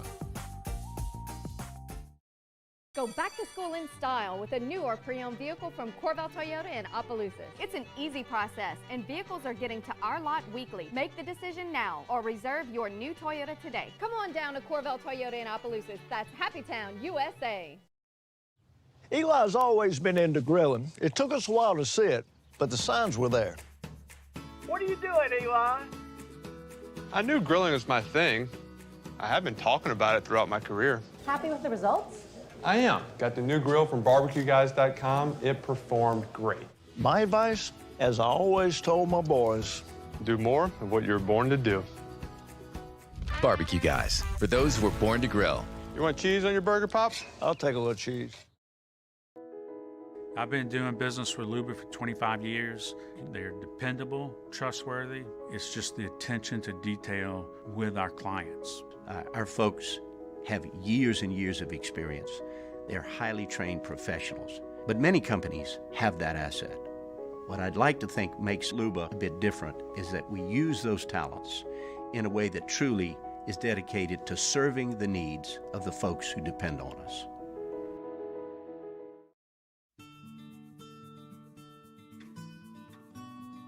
This is a house call. This is a follow-up appointment. This is a diabetes checkup. This isn't just more convenient care, it's more advanced care. This is innovating healthcare at Louisiana's #1 hospital, Auctioner.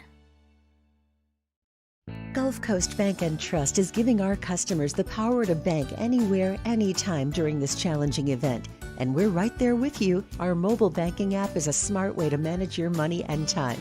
Gulf Coast Bank and Trust, the bank that cares about you.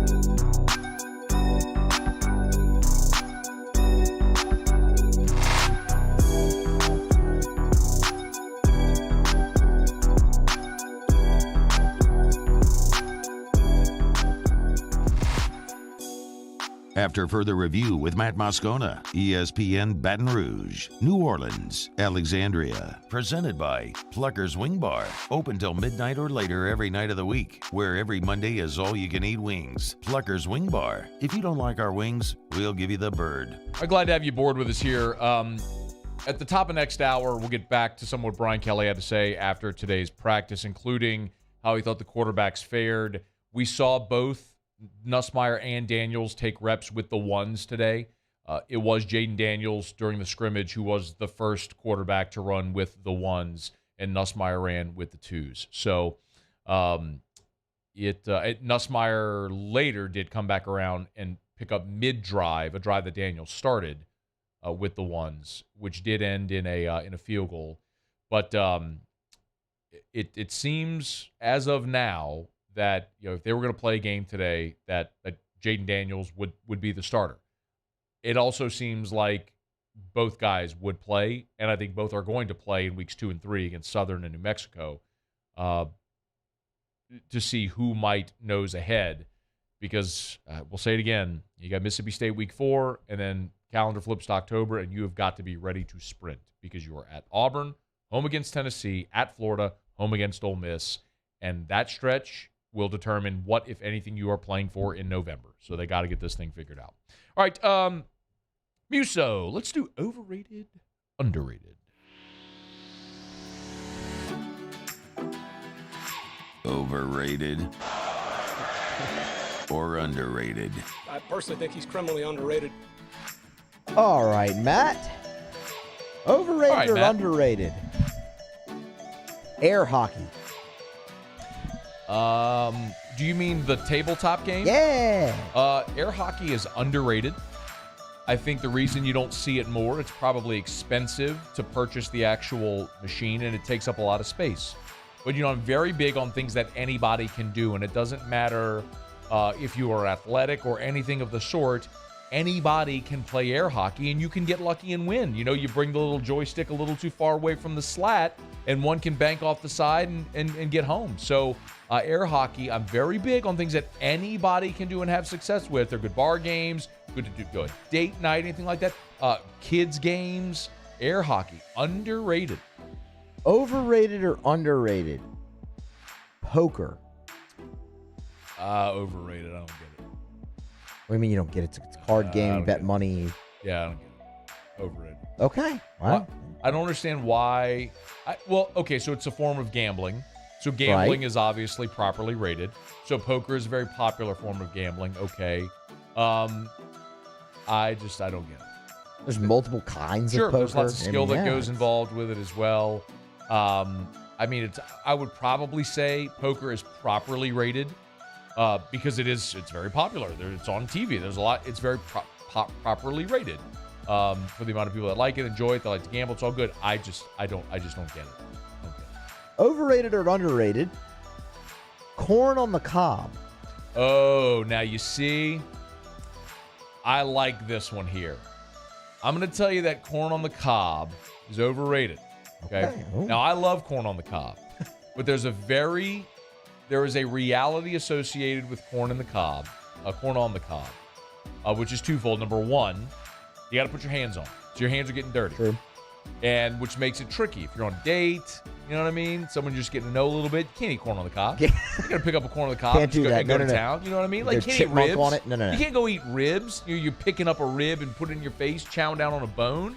You're trying to set a good example. Or, if you're just around people, you don't get your hands dirty with corn on the cob. I love corn on the cob, especially at a crawfish boil. I love corn on the cob. But I just don't think it's practical. The other part is when you eat corn on the cob, you always get kernels of corn in your teeth. Every time.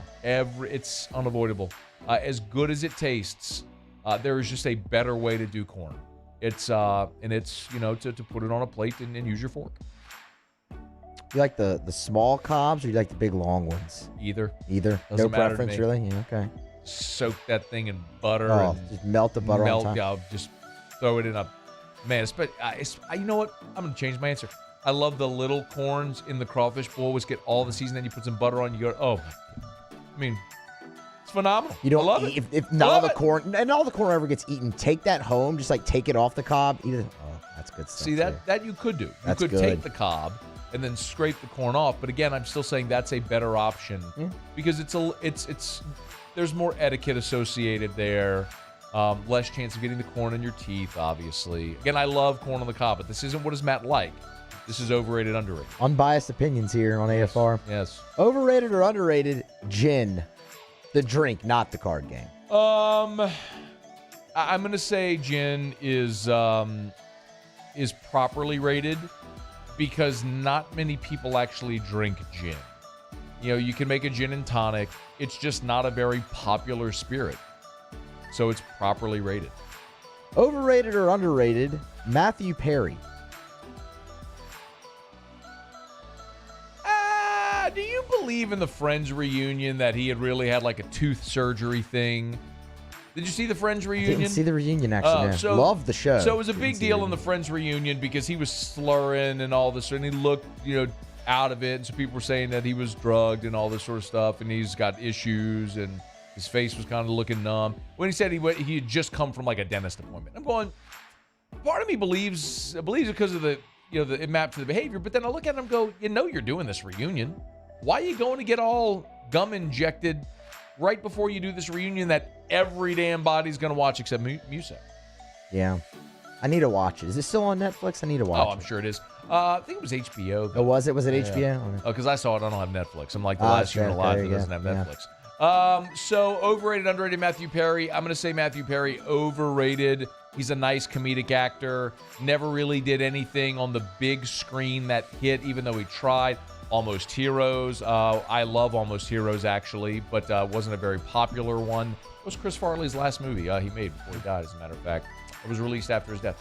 But yeah, Matthew Perry, and he's a nice comedic actor, was very good in Friends as Chandler Bing, obviously, but overall as an actor, I would have to say overrated. Known for the role in Friends, but what else? He did do a movie where he was married to Selma Hayek. Oh, there you go. Yeah. Overrated or underrated? BMX, the sport. Not like can you do it, just BMX. Bikes? Yeah. Bikes, ramps, tricks, all that stuff. That's overrated and stupid. Nobody should ever do that. Just like jumping out of an airplane or bungee jumping or any of the extreme sports. It's stupid. We're all going to go. I mentioned this often. We're all going to go out some way. It doesn't need to be doing, flips on a bike on a ramp. That's stupid. That's overrated or underrated. All right. We're brought to you by Shawbills Tire and Auto Service. ShawBillsTire.com. Bumper-to-bumper auto service and name brand tires at wholesale prices. You know where to find them. ShawBillsTire.com. ShawBillsTire.com. You can shop tires online. You can schedule service online. You can chat with a Shawbills associate online. Just go to ShawBillsTire.com. You'll see the little chat bubble there at the bottom right. Tap the chat bubble. Pick the location nearest you. That is the location where you are. And then boom, you're chatting in seconds with a Shawbills associate. ShawBillsTire.com. Nobody will sell you name brand tires at cheaper prices than Shawbills, guaranteed. ShawBillsTire.com for more than 50 years. Shawbills, where we keep you rolling. All right, we'll knock out our final break of hour number 2. Muso will have Tigers in the pros. Coming up in hour number 3, Jaden Daniels' mother teeing off on some Arizona State fans. Whew. Talk about that coming up. Don't you move, it's AFR. AFR. Bayou Ford has $14,000 off MSRP on a new 2021 Ford F-150. All new Bayou vehicles come with a 1 million mile powertrain warranty and free delivery. If you need sales or service, the crew at Bayou is going to do right by you. Gulf Coast Bank and Trust is giving our customers the power to bank anywhere, anytime during this challenging event. And we're right there with you. Our mobile banking app is a smart way to manage your money and time. Gulf Coast Bank and Trust, the bank that cares about you. Crime has serious consequences, but anyone can make a mistake. If you find yourself in trouble with the law, know that you have rights, and it's okay to demand them. The law offices of O.C. Brown are here to protect you and your rights. Felony or misdemeanor, DUI or drug charge. No matter what crime you're accused of, you still have rights. Let the law offices of O.C. Brown uphold them. Call 225-343-1111. Your law firm for a lifetime.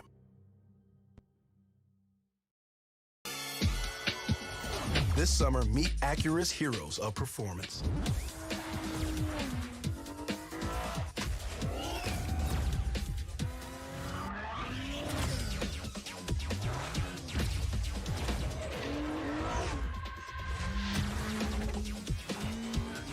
Only available at the Acura Summer of Performance. This summer, visit your local Acura dealer for attractive offers on the MDX. Are you a licensed contractor? There's lots of good contractors in Louisiana doing work the right way, but unfortunately, too many unlicensed contractors are working outside the licensing requirements. Working as a contractor in Louisiana requires a license for the company doing the work.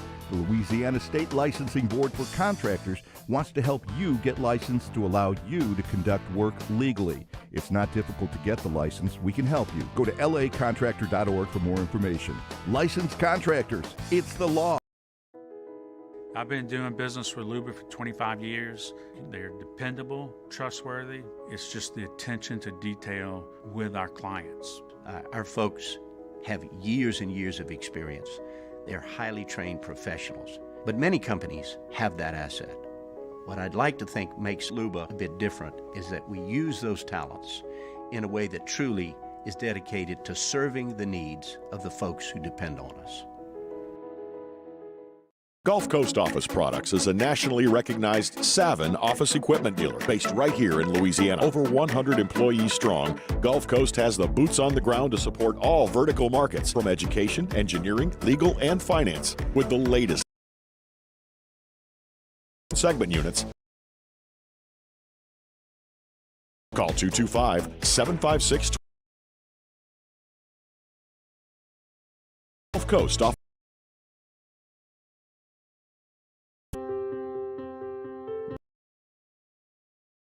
so much more.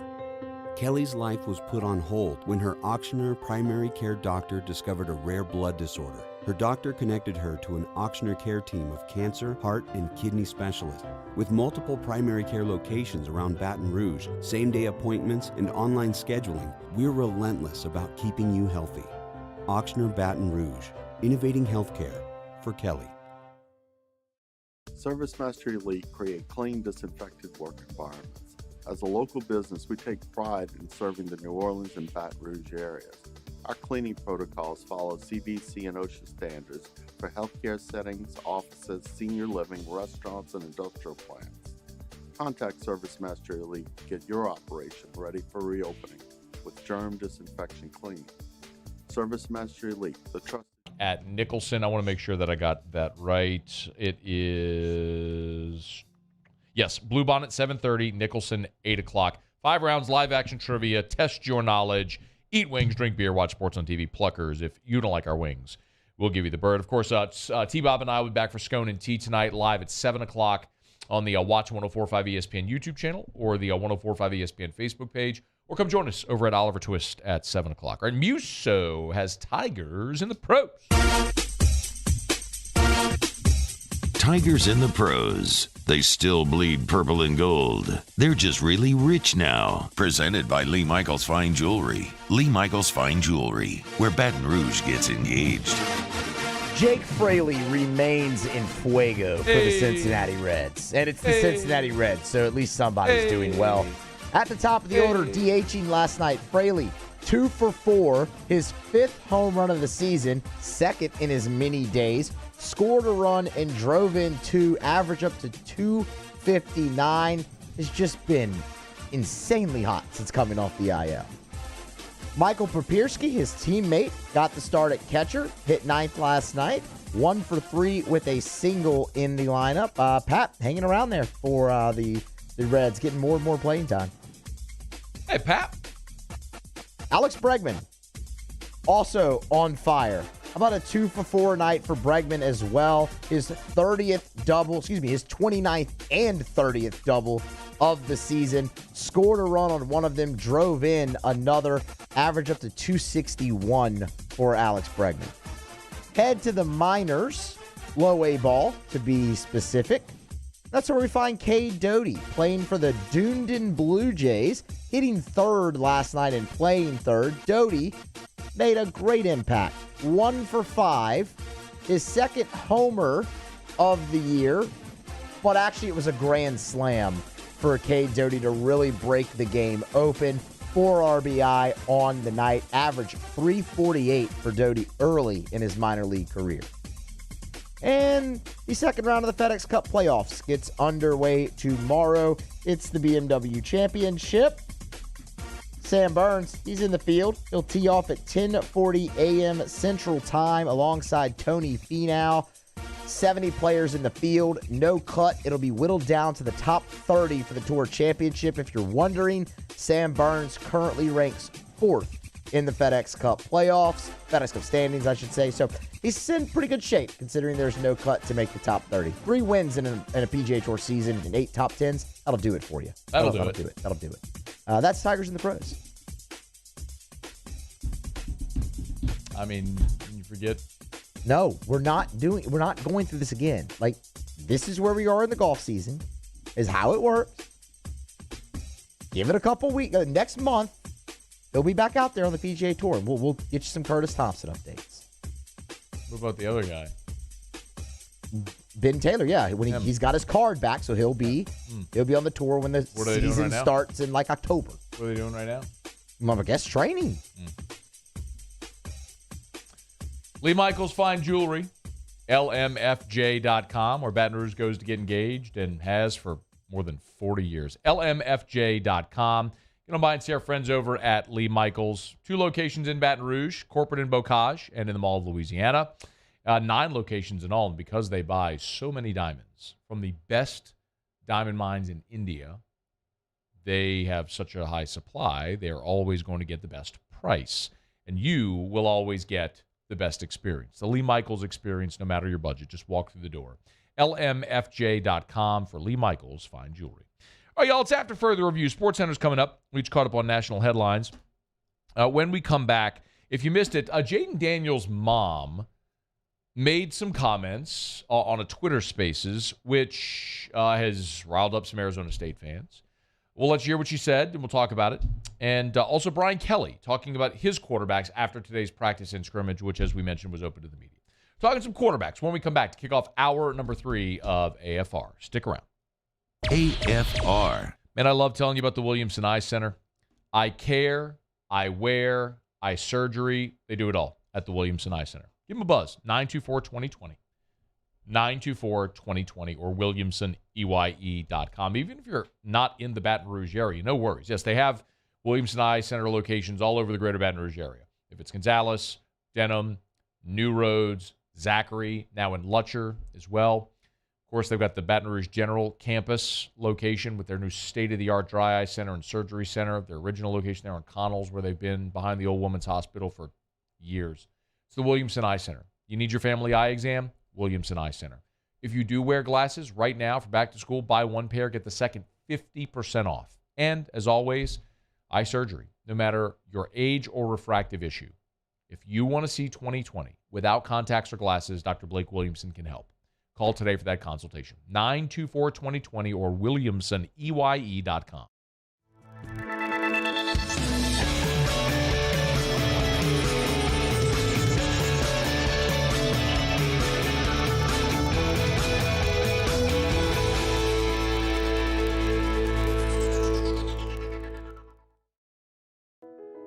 I've been doing business with Luba for 25 years. They're dependable, trustworthy. It's just the attention to detail with our clients. Our folks have years and years of experience. They're highly trained professionals. But many companies have that asset. What I'd like to think makes Luba a bit different is that we use those talents in a way that truly is dedicated to serving the needs of the folks who depend on us. It's no secret. The best oysters in Baton Rouge are at Jolie Pearl Oyster Bar.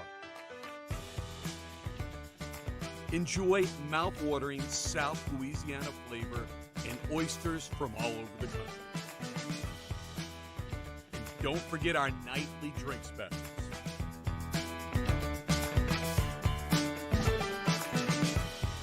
Jolie Pearl Oyster Bar, located in downtown Baton Rouge. Eli's always been into grilling. It took us a while to see it, but the signs were there. What are you doing, Eli? I knew grilling was my thing. I have been talking about it throughout my career. Happy with the results? I am. Got the new grill from barbecueguys.com. It performed great. My advice, as I always told my boys, do more of what you're born to do. Barbecue Guys, for those who were born to grill. You want cheese on your burger, Pops? I'll take a little cheese.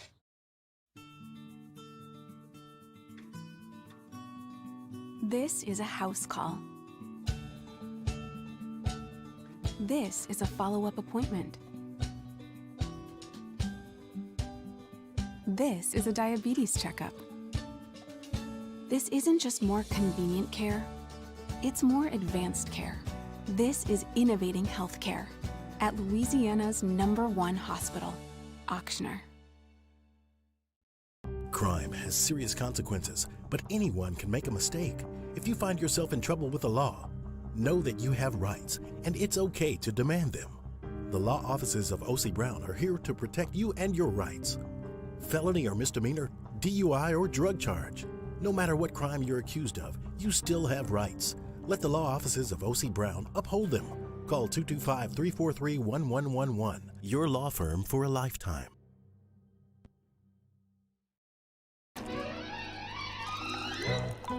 Le posso offrire un caffè? Le posso offrire un caffè? Andiamo insieme da me, non c'è. Call Mr. Electric today for electrical repairs, upgrades, and installations.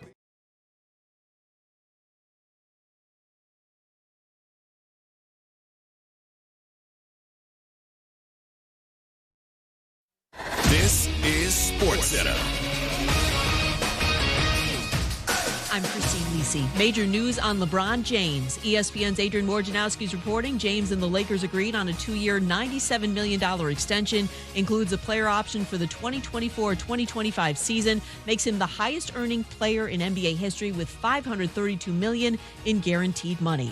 From ESPN's Adam Schefter, the Chargers and safety Derwin James agreed on a 4-year, $76 million extension, makes him the highest-paid safety ever and resets the safety market. The value of James for L.A. goes well beyond his position, explains ESPN's Sam Acho. This is a testament to not only Brandon Staley, what he's building, but the kind of football player that Derwin James is. The stats say a little bit of it, but the film, I think, tells more. He's so much more than just a safety. 117 tackles, tied for third among all DBs. He can rush the quarterback, right? Like, look at some of his pass rush moves. He's getting the ball out when he's getting after the quarterback. Interception. Angels outfielder Mike Trout intends to return from an upper back and rib cage injury Friday in Detroit. ESPN Radio is presented by Progressive Insurance. If you're a renter, make sure you're protected. Renter's insurance includes options that cover stolen property, personal injury, and living expenses if your place is damaged. Quote Renter's Insurance at Progressive.com. Matt Moscona. I'm very important. After further review. Say it one more time. After further review with Matt Moscona. And here we go. ESPN Baton Rouge, New Orleans, Alexandria. Live from the Mercedes-Benz of Baton Rouge studios. That's right.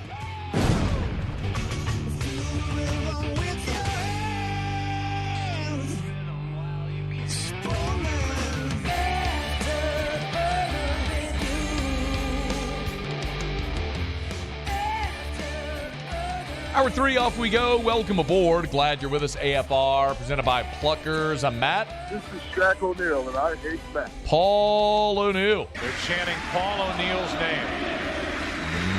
name. Yusuf. And Mr. Toby Tom Play.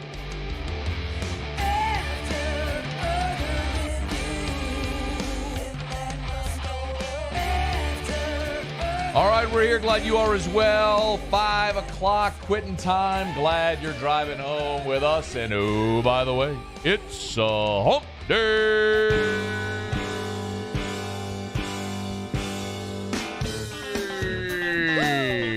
Yep.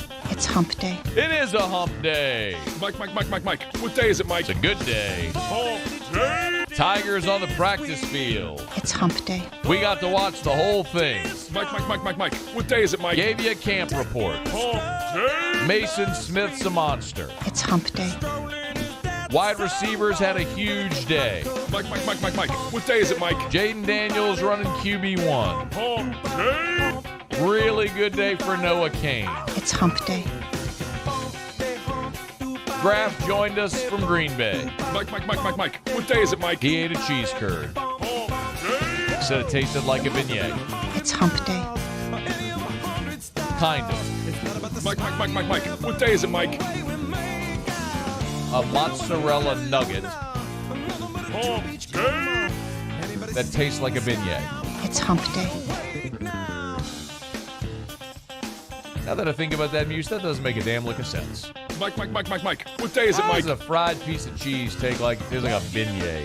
Hump day. I don't have an answer for that. Maybe the batter that they used. I don't know. Maybe. Oh. It's hump day.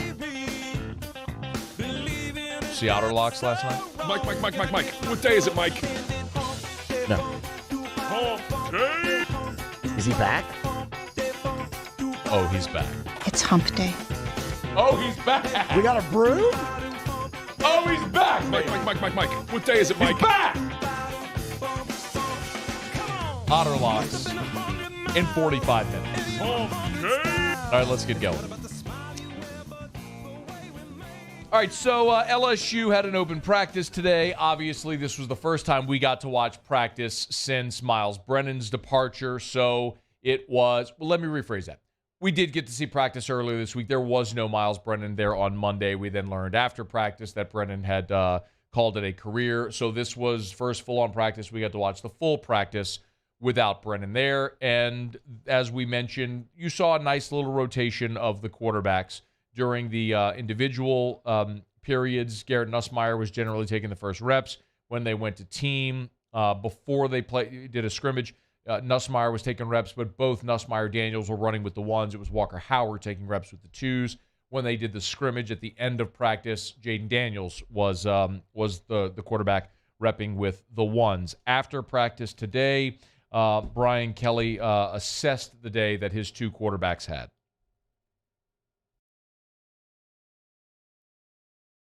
Distribute the football, timely, protected themselves. I thought yesterday we made some untimely errors. We threw a couple of interceptions in the red zone, which, you just can't turn the ball over. I thought that they were very good with the football today. I don't like talking about managing because managing gets, a definition of they're just, doing well enough to get by. They were smart with the football today. They made plays, and I thought did a really good job of operating.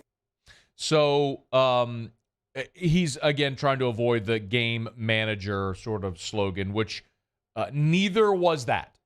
I'm very comfortable in saying with what we got to say, you would not look at either one of those guys and say they're just managing the offense.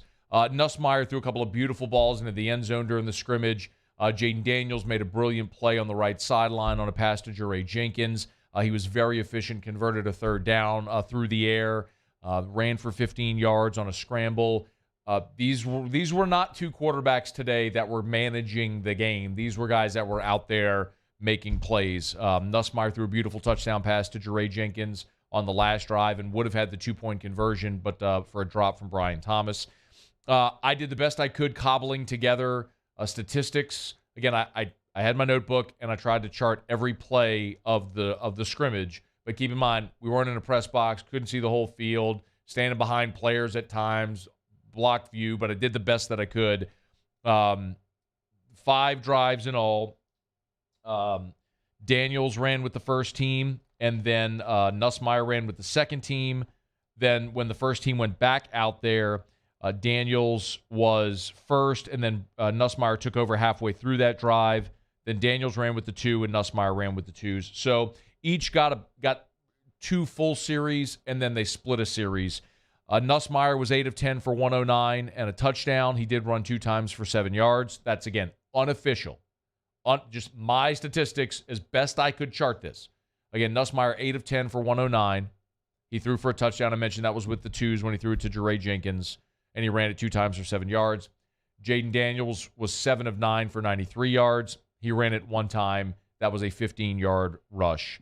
Jaden Daniels led with the first team, the first drive, a 7-play, 70-yard touchdown drive where they went right down the field. 15-yard completion to Jure Jenkins, a 7-yard run by Armani Goodwin, nice pass breakup by Colby Richardson on Keyshawn Butte. I mentioned that third down, the 3rd and 3, and Jaden Daniels converted on a pass to Mason Taylor for 7 yards. A 14-yard slant to Kyron Lacey, a 21-yard slant to Malik Neighbors. Then they had goal-to-go situation, 2 runs by Noah Kane, and they were in the end zone. It was impressive what the offense did today against that first-team defense. Brian Kelly highlighted each quarterback individually and what he liked from both of them today. I think in particular, I thought the ball came out of Daniel's hand really well today, especially off the RPOs. It was accurate. I thought Nuss made some really good reads off of zone read action, which has been one of the things that we've been working on. So in particular, those 2 things for each one of them. Did he say accurate about Jaden Daniels? Was that the word that I heard Brian Kelly use? It's funny because that has sort of been the knock on Jaden Daniels, hasn't it? I'm not sure if you saw this, but it was interesting and does add somewhat of a compelling layer to the whole Jaden Daniels conversation. Jaden Daniels' mother did a Twitter Spaces, and her name, by the way, is Regina Jackson. She did a Twitter Spaces and talked for about 2 minutes about her son's situation. And I'll let you hear what she had to say. I might pause it as we kind of run through this. It's 2 minutes and 20 seconds. I might pause it and talk a little bit as we run through it. But again, this is Jaden Daniels' mom, Regina Jackson, who kicked the anthill a little bit with some Arizona State fans because of some of the comments that she made. Here you go. It all goes down well because we weren't able to quarterback. Forgive me, I'm sorry. We had something else open there. Let's try that again. We wish them well because we weren't able to speak when we left. We just had to let it go. And so they feel some type of way. And I understand. I'm a businesswoman. I understand. However, LSU probably gained a lot of Arizona State fans because they just waiting for him to fail. And it's okay.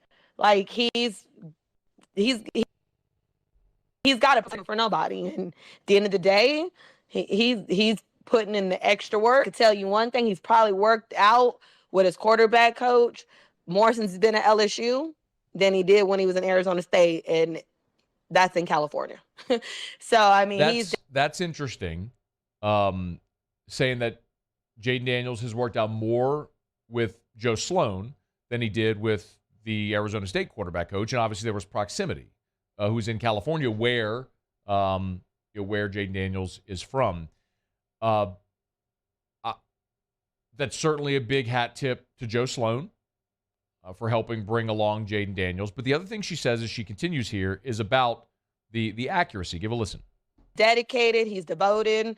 We hear it. I read it all. And like I tell him, if there's the perception is reality. So if they say you are inaccurate, we going to work on it. And I could tell you right now, everybody he's worked with, he works with the quarterback coaches, Jordan Palmer. He's with 3D QB, who has Jameis Winston, has Matt Ryan, Matt Stafford, Justin Herbert, all these people they work with. And no one's, saying the things that we see, that we see. It all goes down to chemistry.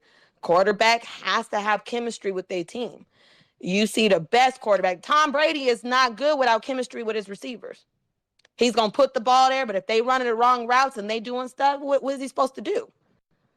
And the line, All right, this is the other part so she mentions that he's worked with the quarterback coach, Jordan Palmer, 3D QB.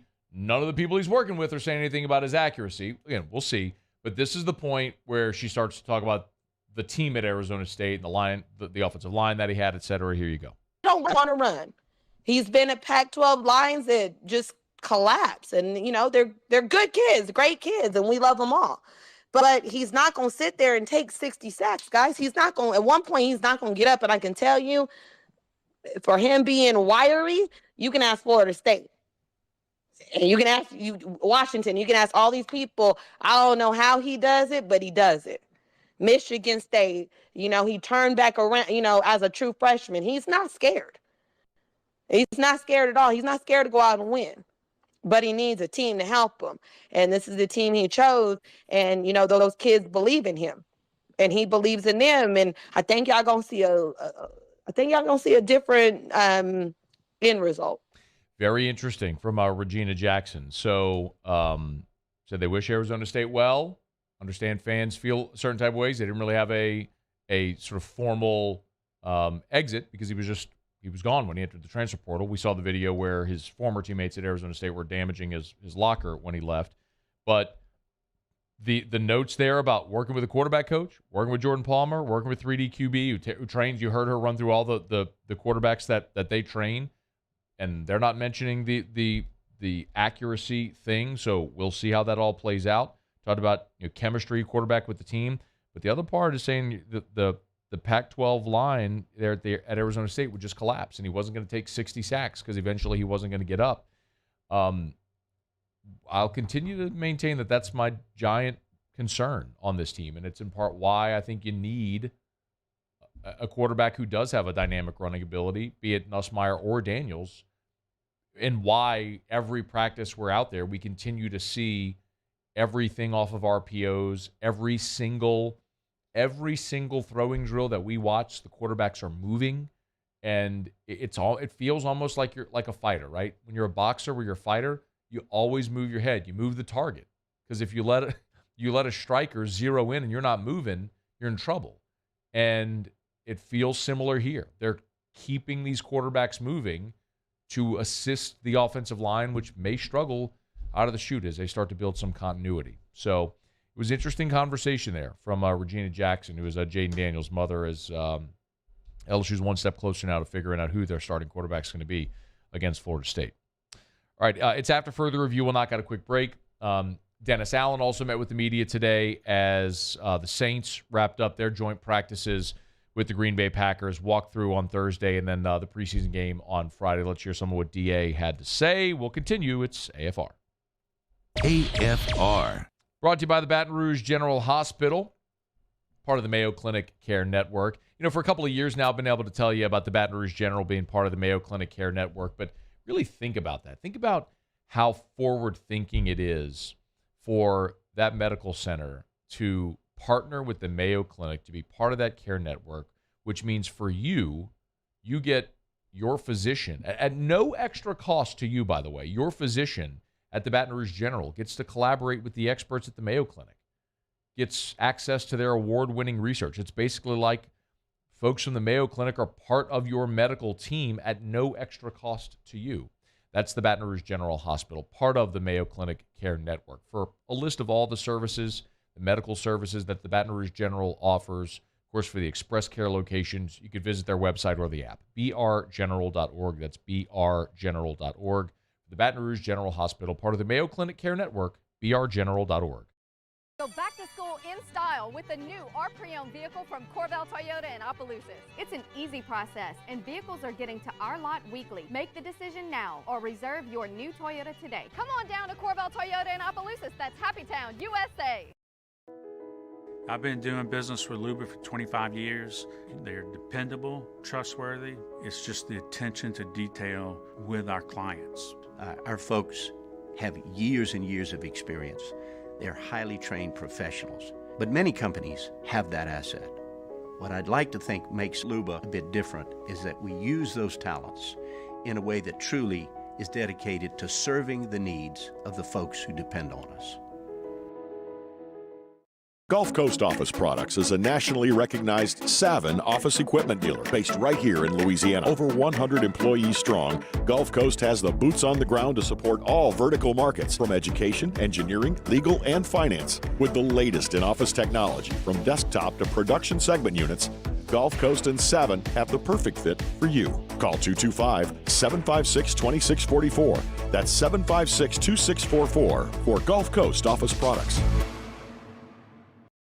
Are you a licensed contractor? There's lots of good contractors in Louisiana doing work the right way, but unfortunately, too many unlicensed contractors are working outside the licensing requirements. Working as a contractor in Louisiana requires a license for the company doing the work. The Louisiana State Licensing Board for Contractors wants to help you get licensed to allow you to conduct work legally. It's not difficult to get the license. We can help you. Go to lacontractor.org for more information. Licensed contractors, it's the law. This summer, meet Acura's heroes of performance.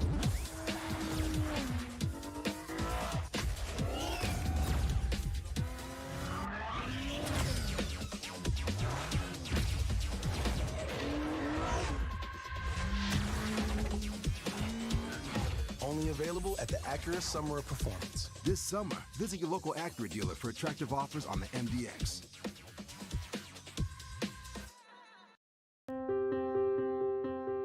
This isn't just another day, it's so much more. Kelly's life was put on hold when her auctioneer primary care doctor discovered a rare blood disorder. Her doctor connected her to an auctioneer care team of cancer, heart, and kidney specialists. With multiple primary care locations around Baton Rouge, same-day appointments, and online scheduling, we're relentless about keeping you healthy. Auctioneer Baton Rouge, innovating healthcare for Kelly.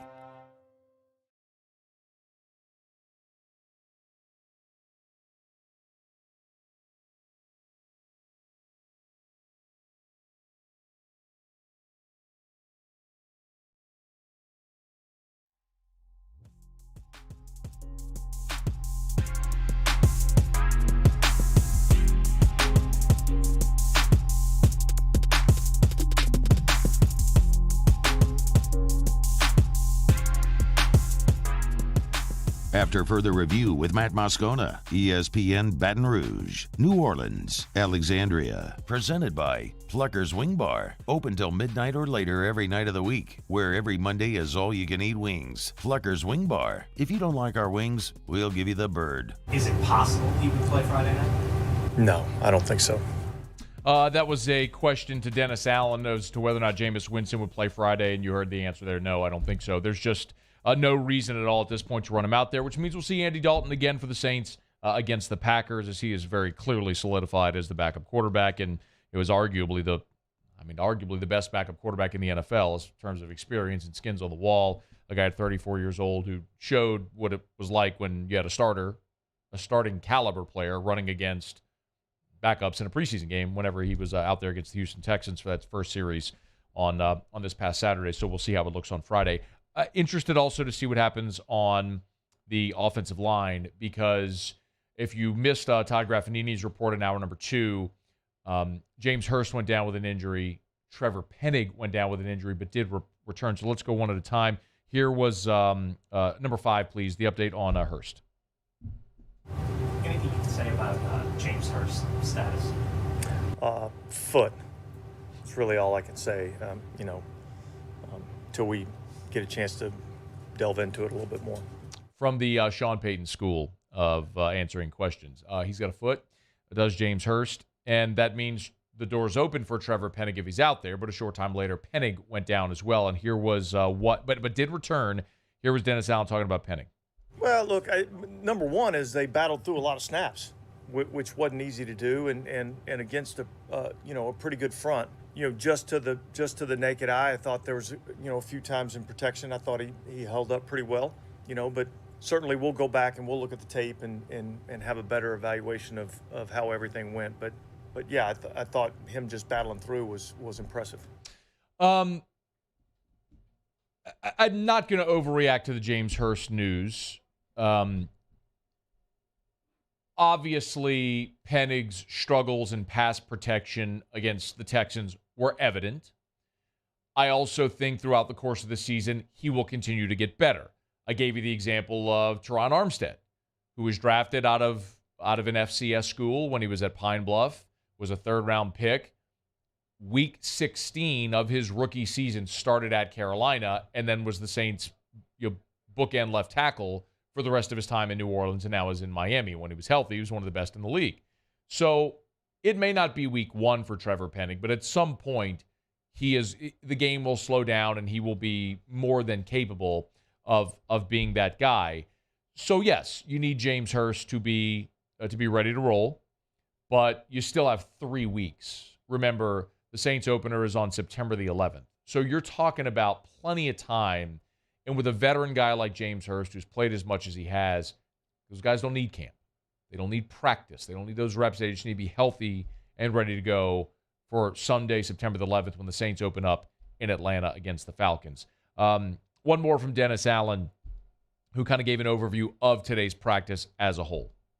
Again, a lot of good work today. It's a little hotter today than it was yesterday. We got a little light on the offensive line today down there on the offensive side, and they got a really good front.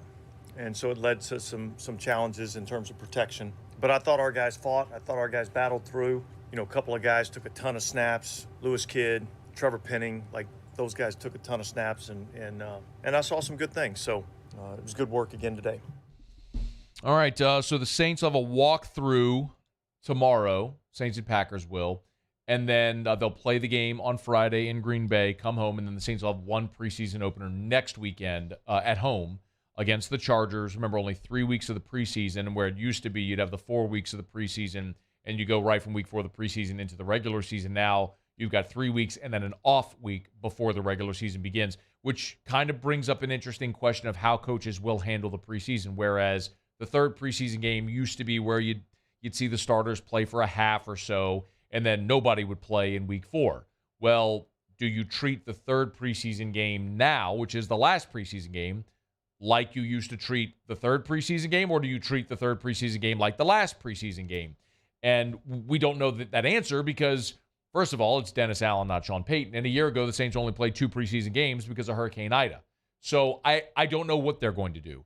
my preference would be to play no starters at all in the preseason, unless if it's guys that you're just trying to get work, like Trevor Penning. These are opportunities for guys who are trying to make the team, who need to get better, who need the reps. Fine. You want to play Trevor Penning a lot? Cool. You want to play Andrew Dowell and Caden Ellis? Great. Do that. Get a lot of those guys reps out there as close to NFL speed as they can to get them better. But aside from that, I don't need to see any of these guys. It was amazing. I'm literally looking at the TV monitor in studio, and they talk about the Patriots and the Panthers scuffling at practice today again. And it was my whole thing when the Saints and Packers joined practices this week. Is it's impossible for these teams to have joint practices without scuffles. It's too close to full speed game-like scenarios on the practice field. It's hot, you're tired, and then you end up with these types of scenarios. Dennis Allen. There were some scuffles today between the Saints and the Packers. Dennis Allen did talk about that today. It's Ford. Look, second day, everybody goes in and they get coached up a little bit, and so they come out with a little bit more fire the next day. You don't like seeing it, but it's part of what happens in these practices when you're going against another team. So we dealt with it, we moved on from it, and I thought we had a couple of good days of work. I'll say it again, the only way, literally the only way to stop that is that if you actually have punishments. If you have punishments for these practice fights, it's the only way to stop it. Otherwise, you're going to keep having them forever and ever and ever, as long as they keep doing joint practices. But we'll continue to say the joint practices are more valuable than the preseason game, because you actually get reps of ones-on-ones, which you'd never get in a preseason game, and you can simulate circumstances. So, yeah, two good days of work for the Saints and the Packers up in Green Bay. A little bit of an unfortunate situation today with James Hurst going down with injury, and Trevor Penning as well. Let's hope those guys are okay and can get healed up in time for the opener on September the 11th. When we have an update, we'll pass it along. All right, let me remind you about South Point Volkswagen, southpointvw.com. New and certified pre-owned in Baton Rouge and online at southpointvw.com. Again, southpointvw.com. Every time I sit behind the wheel of my Volkswagen Atlas, put my seatbelt on, I have tremendous peace of mind. I know I'm driving one of the safest vehicles on the road. Every time I put Drew in his car seat, every time Erica drives away in her Atlas, I have tremendous peace of mind, knowing that me, my family, we are driving in one of the safest vehicles on the road. That also happens to be stylish, luxurious, affordable, the great German engineering without the cost. And Louisiana's largest volume Volkswagen dealer is South Point Volkswagen. Go test drive yours today. southpointvw.com. Airline just north of Highlander, southpointvw.com. South Point Volkswagen. What's your direction? Well. Just saw this from Pete Thamel over at ESPN. My contention has been for some time now that we are headed for an inevitability of one college football, not necessarily conferences all doing their TV deals independent of one another. It's just going to be the top teams all come together, form a college football league that will collectively negotiate their broadcast rights, et cetera, and they'll cut from the bottom. This was an interesting step, albeit not a formal one, but a conversation. Pete Thamel reporting that College Football's Playoff Board has discussed the possibility and potential of restructuring how college football is governed. The 11 college presidents and chancellors who make up College Football's Playoff Board met via Zoom earlier this week and began a discussion that could restructure how college football is governed. The idea would be that major college football would be governed outside of the NCAA's jurisdiction. Of course, the most logical solution would be that college football would be run by the College Football Playoff. The group that crowns college football's champion would run its regular season as well. Early stages of those conversations, but it is at this point just naive to think that an end like that is anything but inevitable. It's where we're heading. It's where we've been heading for years. And with advances in NIL and everything else going on, more realignment and expansion, college football has long ago outgrew the NCAA's jurisdiction. And It's long overdue. But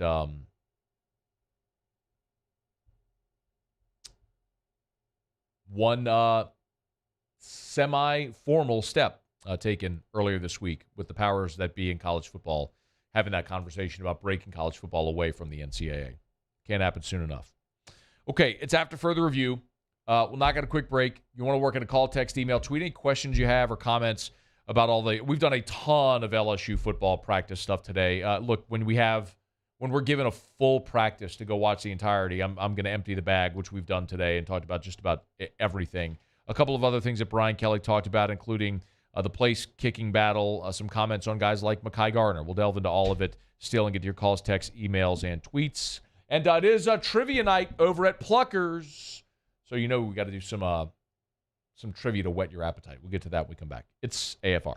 AFR. Y'all, we are officially into fall. At least that's what the calendar says, even if the thermostat doesn't, which means it is time to start with your fall bedding plants and your fall vegetable gardens, which means it's time to get by Clegg's Nursery. Any of the 4 locations in the greater Baton Rouge area, Siega near Airline, LA 16 in Denham, Mid-City on Donmore, and the Garden Center on Greenwell Springs. Tell you every single day to buy local and shop local. And when I say local, we're talking about like Johnny Naylor's seeds. If you're a green thumb, you know about Johnny Naylor's seeds. If you want to maybe for the first time ever plant a fall vegetable garden, you're going to want Johnny Naylor's seeds, and Clegg's has them all. So get by Clegg's Nursery. Any of the 4 locations in the greater Baton Rouge area, fall bedding plants, your fall vegetable garden. If you need any of your garden tools or anything you'd find at a True Value hardware store, you'll find at Clegg's Nursery, all wrapped into one. So get to the Clegg's nearest you, buy local, shop local for more than 60 years. Tell them Matt sent you in to Clegg's Nursery. Gulf Coast Bank and Trust is giving our customers the power to bank anywhere, anytime during this challenging event. And we're right there with you. Our mobile banking app is a smart way to manage your money and time. Gulf Coast Bank and Trust, the bank that cares about you. There it is, the extra mile, on the border of expected and extraordinary, for those willing to go further, like vans customized for work or play, with safety and tech to keep you connected, supported by a 5-star sales, service, and finance team, and backed by the 1-star you know. So go the extra mile. It's never crowded, because so few have what it takes to go there. Mercedes-Benz Vans. I've been doing business with Luba for 25 years. They're dependable, trustworthy. It's just the attention to detail with our clients. Our folks have years and years of experience. They're highly trained professionals, but many companies have that asset. What I'd like to think makes Luba a bit different is that we use those talents in a way that truly is dedicated to serving the needs of the folks who depend on us. ServiceMaster Elite create clean, disinfected work environments. As a local business, we take pride in serving the New Orleans and Baton Rouge areas. Our cleaning protocols follow CDC and OSHA standards for healthcare settings, offices, senior living, restaurants, and industrial plants. Contact ServiceMaster Elite to get your operation ready for reopening with germ disinfection cleaning. ServiceMaster Elite, the trusted choice in professional cleaning since 1996.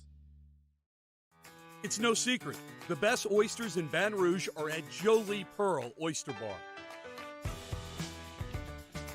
Enjoy mouth-watering South Louisiana flavor and oysters from all over the country. And don't forget our nightly drink specials.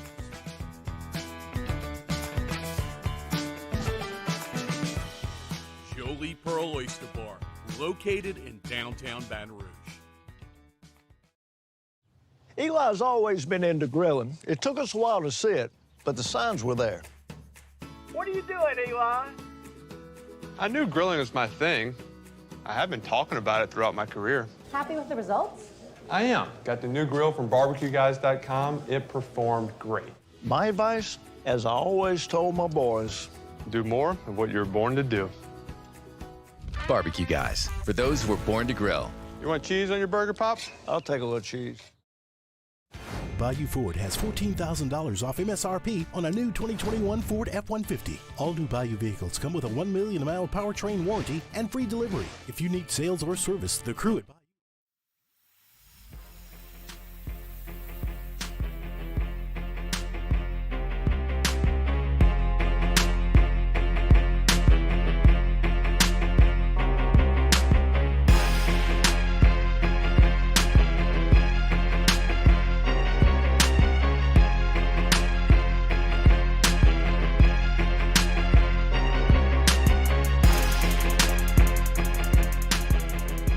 After further review with Matt Moscona, ESPN Baton Rouge, New Orleans, Alexandria. Presented by Plucker's Wing Bar. Open till midnight or later every night of the week, where every Monday is all-you-can-eat wings. Plucker's Wing Bar. If you don't like our wings, we'll give you the bird. I wish he would take more of a leadership role. You hearing me, Jure?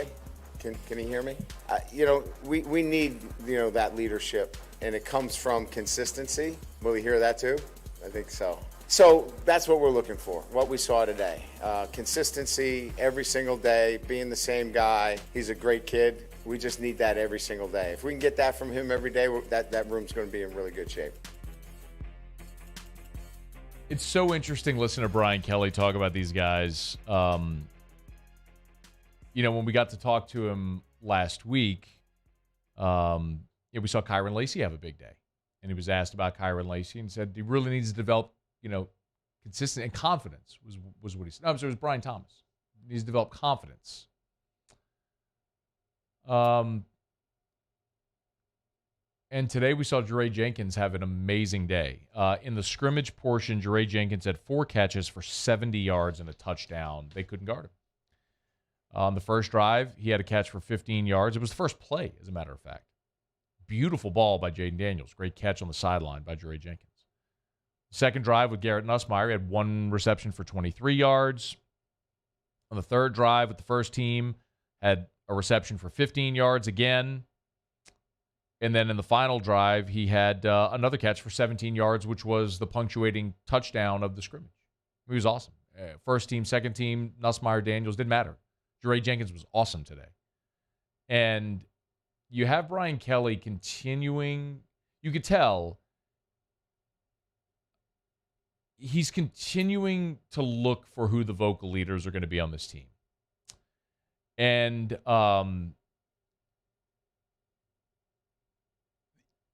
if there's one thing I'll tell you that is noticeably absent, it is notably absent. One thing that is notably absent when they're practicing, there is not a lot of talking. You do not have the leader who's telling everybody what to do, where to be. That person hasn't emerged yet. There are moments, huge block today by Josh Williams, leveled Sage Ryan, drew a bunch of oohs and ahs. The last practice we got, so Emory Jones flattened Jacoby and Guillory. Lots of oohs and ahs. By the way, another note, we saw Bryce Langston play a lot with the second team today. In place of Jacoby and Guillory. They rotated, but Langston played a ton with that second team. There are moments that draw that kind of reaction. But honestly, it's the coaches that are more vocal than anything. Every time they do a running play during sort of the thud period, Frank Wilson wants his running back to run all the way to the end zone. I mean, it's like 70 yards, but he wants them to not, and you will hear Frank Wilson come from behind the huddle and run through, yelling at his back, "Run all the way, Josh, run!" Like, he will run all. Cortez Hankton today, I posted a video. It's hilarious. When they were doing the routes, no defensive backs, when Mike Denbrock was calling out routes, Cortez Hankton was trying to get his receivers to go. He was trying to run with them. So he tried to run and catch Chris Hilton, who dusted him. It was hilarious. And Cortez Hankton is super fit, in shape, was an NFL receiver, and Chris Hilton just dusted Cortez Hankton, which was pretty funny. But that's where a lot of the Brad Davis today got all over Emory Jones, who they replaced at one point during the team drill, not the scrimmage, during the team drill, with 77, Martinez. I'm sorry. I'm still learning name. Forgive me, y'all. Like that's a process. Like still getting used to everybody and a lot of jersey switches and everything like that with new guys. But the coaches have been the most vocal guys. At some point, players are going to have to take over that. I love the fact that Mekhi Gardner, as a cornerback, has a ton of swag. Malik Neighbors, he's going to make catches, and he's going to let you know he made catches. Today, Nussmeier threw a ball during the 7-on-7 period in the back of the end zone, and he completed the touchdown. I don't have who caught it. My apologies.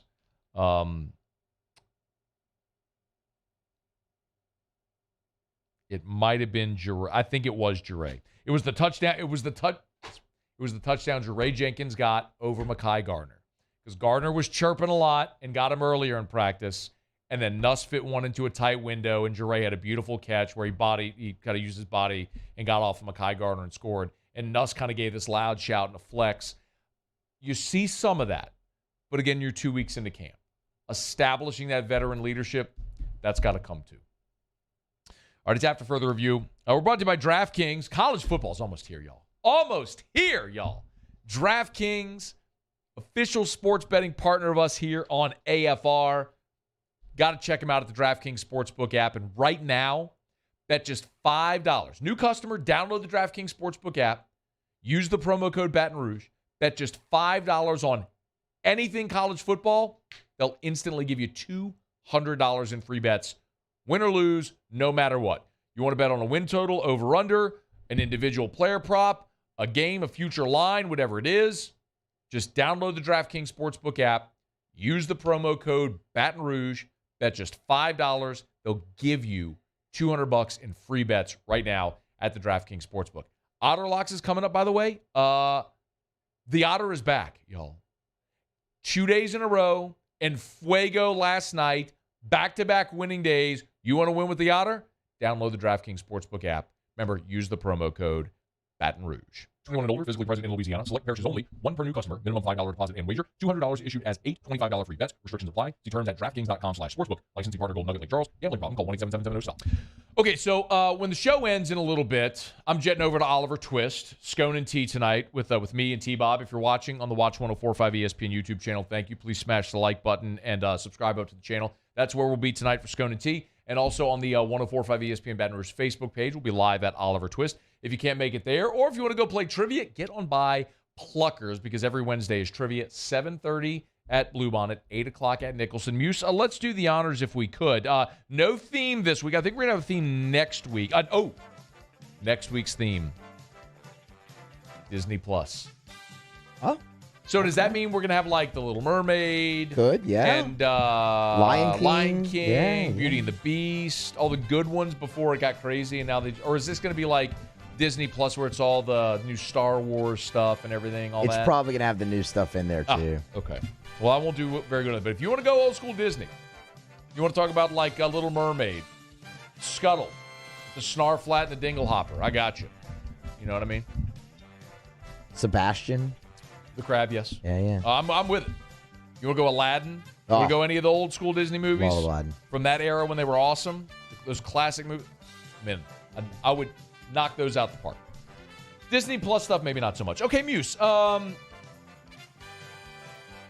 Because Steve sent me the questions. Oh, okay. I'll ask you the questions. Okay. Oh, man.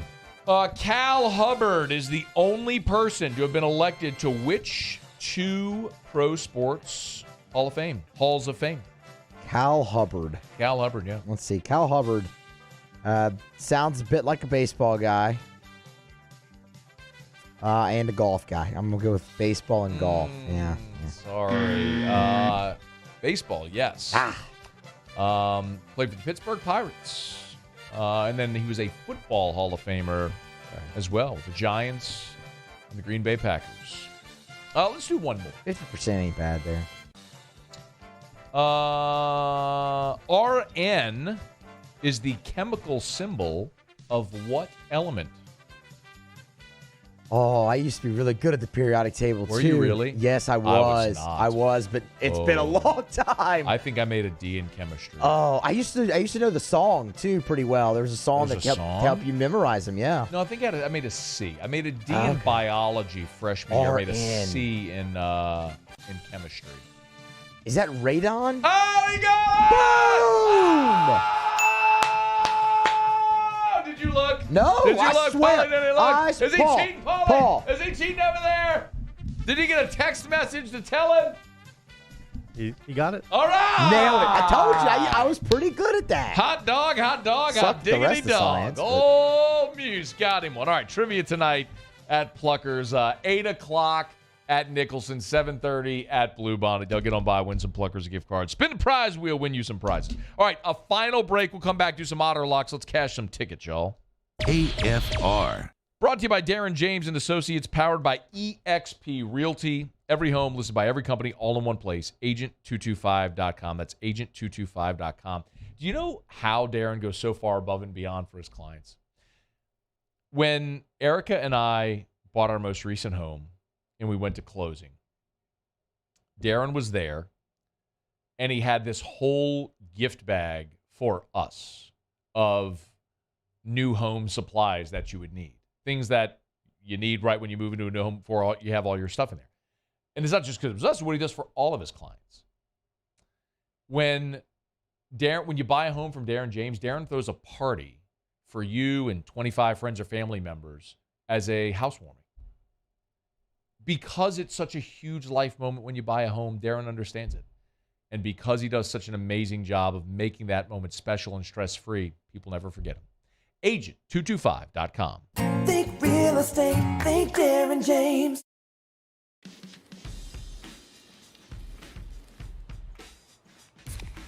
Light beer shouldn't taste like water. Miller Lite has more taste and only 96 calories. It's Miller time.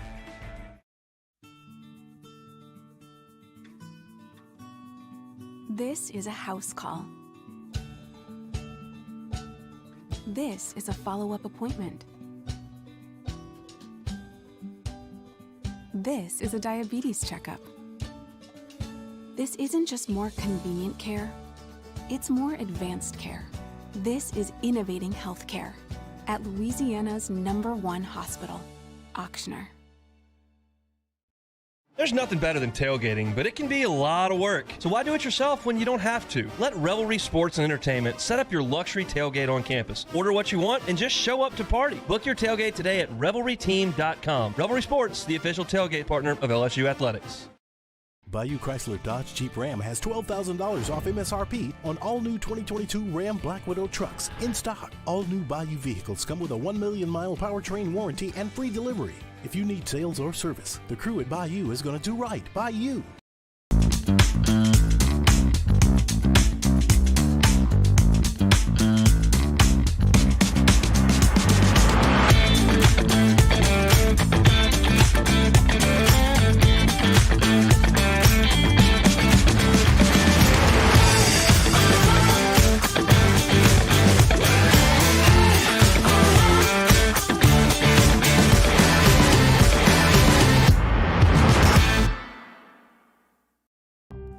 Serious consequences, but anyone can make a mistake.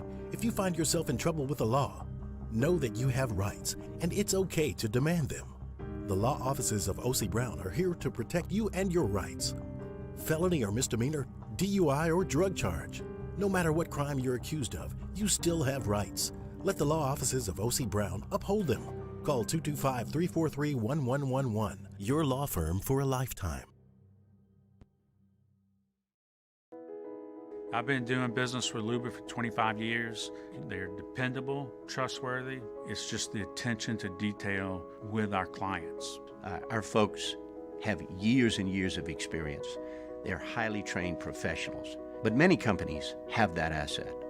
What I'd like to think makes Luba a bit different is that we use those talents in a way that truly is dedicated to serving the needs of the folks who depend on us. This summer, meet Acura's heroes of performance.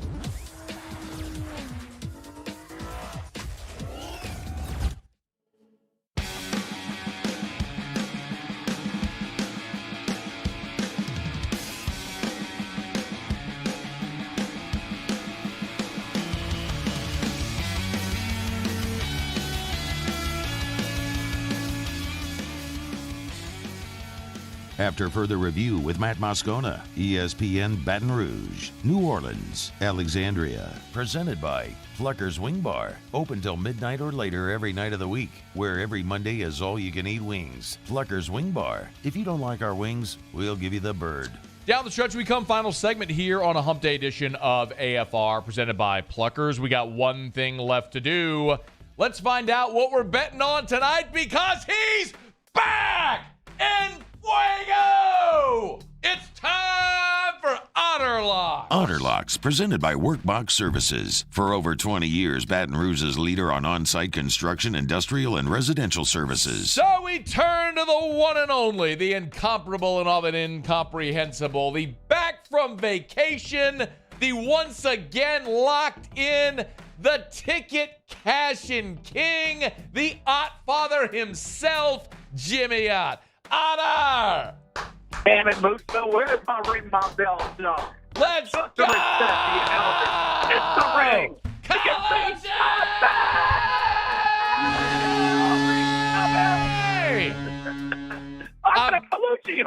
I'm all fired up. Are you kidding me? All fired up, Otter. We got back-to-back winning nights, and yesterday was a big one.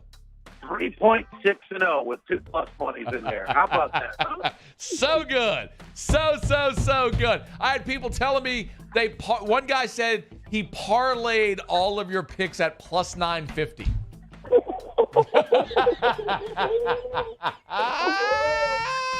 Oh, drink on him. Maybe I'll tickets! I might have to take pass the hat, to keep you from going to Delmar next year. All right, let's go. For sure. Let it ride. No. Let's go do it. Met in Atlanta, and in Atlanta, looking to repay the favor of the Mets. This is big. I don't know if you know about the MLB format. Wait, hang on. Your phone is crapping out. Hang up real quick. We're going to call you right back. Hang up, call him right back, because he was in a bad cell. So let's get him right back on. Great opportunity while we recall the Otter to remind you about HUDCO Roofing, HUDCOroofing.com. Do business with someone you know. Commercial, residential, roof repairs, roof replacements. We do it all. We'll give you a free, no-obligation roofing inspection. HUDCO Roofing, HUDCOroofing.com. All right, we got him back? All right, Otter. Sorry. Okay, go ahead. All right. The new MLB format really favors the top 2 seeds. Mets have a 3.5-game lead over Atlanta for that number 2 seed right now. It's a big one. This is why they got Scherzer and DeGrom. He's the stopper. I know the Atlanta is trying to, repay the favor for the sweep that the Mets gave them in New York. They're looking to sweep them tonight, but I'm going with Scherzer, and I'm laying the run line. I'm not going to lay $1.50. I'm going to take plus 118 minus the 1.5 on the road for the Mets. Another dog. Hey, ask Musto if his boy Hill's any good. Go away, Otter. As they say in the West Bank, garbage. Okay? Garbage. Hey, Contreras, one horrible outing versus Milwaukee. Every other one, he has been on fire. Pittsburgh, a little sneaky dog here. You tell me what you're looking at. I got plus 145 at Bet Rivers. I'm looking at 135. Okay, I got plus 145 with Pittsburgh. Okay. And I'm going to give you a little parlay. San Francisco and Rodon, they stole it. I had some other bets, and I had Arizona up 1-0 in the ninth, 2 outs, nobody on, and lost. Or it would have been a big one. But anyway, who's crying? Rodon has been on fire. Last 4 outings, 30 strikeouts, only 2 walks, 18 at third on 3 total runs. They stole it last night for Arizona. Now they'll win it easily tonight. San Francisco, and you know what we're going to hook them up with? Yeah, boy. Let's Domingo go. Germán. 1 minute remaining. Domingo Germán. And, man, he has been lights been out. awesome, yeah. Yeah, his first start, okay, he was shaking rust off in Houston. Take that start out, and he has been better and better and better. Hopefully they can get a little bit against a struggling Corey Kluber. So Yankees minus 43, San Francisco minus 220, 2-team money line parlay. All right. Go! All right, Otto's got the Mets on the money line, Mets on the run line, Pittsburgh on the money line, and a money line parlay with the Giants and the Yankees. Where are you tonight? Superior Grill on the patio. Come on by and see us. It's my home away from home. Come on by. They don't have a cot for you. They have a king-size bed in the back. All right, Otto, have a great show. Thank you. Thank you, sir. Good luck. All right, Game Time with Jimmy Out follows us in Baton Rouge. If you're not in Baton Rouge, online at 1045ESPN.com. Moose, Paulie, thanks so much. Y'all have a great night. We'll see you tomorrow at 3. AFR. As we get on down the road, let me remind you about Michelli Weighing and Measurement, Michelli.com, Michelli.com. Michelli Weighing and Measurement, 75 years in business. I know I say it often, but it's worth mentioning again. So few businesses, especially small businesses, survive. 75 years is an incredible milestone for Michelli, which are celebrating this year. They opened up back in 1947, so all this year. Taking a walk down memory lane with some phenomenal photographs from the great history of Michelli Weighing and Measurement. Now 29 offices across 11 different states, but still owned, operated right here out of Louisiana in their New Orleans Harahan office. If you're looking for maybe some stability, what more than a company that's been around for 75 years? The New Orleans, Baton Rouge, and Lake Charles offices are all hiring right now. You can learn more at Michelli.com by hitting the Careers tab. Michelli Weighing and Measurement, Michelli.com. I've been doing business with Luba for 25 years. They're dependable, trustworthy. It's just the attention to detail with our clients. Our folks have years and years of experience. They're highly trained professionals, but many companies have that asset. What I'd like to think makes Luba a bit different is that we use those talents in a way that truly is dedicated to serving the needs of the folks who depend on us. There it is, the extra mile, on the border of expected and extraordinary, for those willing to go further, like vans customized for work or play, with safety and tech to keep you connected, supported by a 5-star sales, service, and finance team, and backed by the 1-star you know. So go the extra mile. It's never crowded, because so few have what it takes to go there. Mercedes-Benz Vans.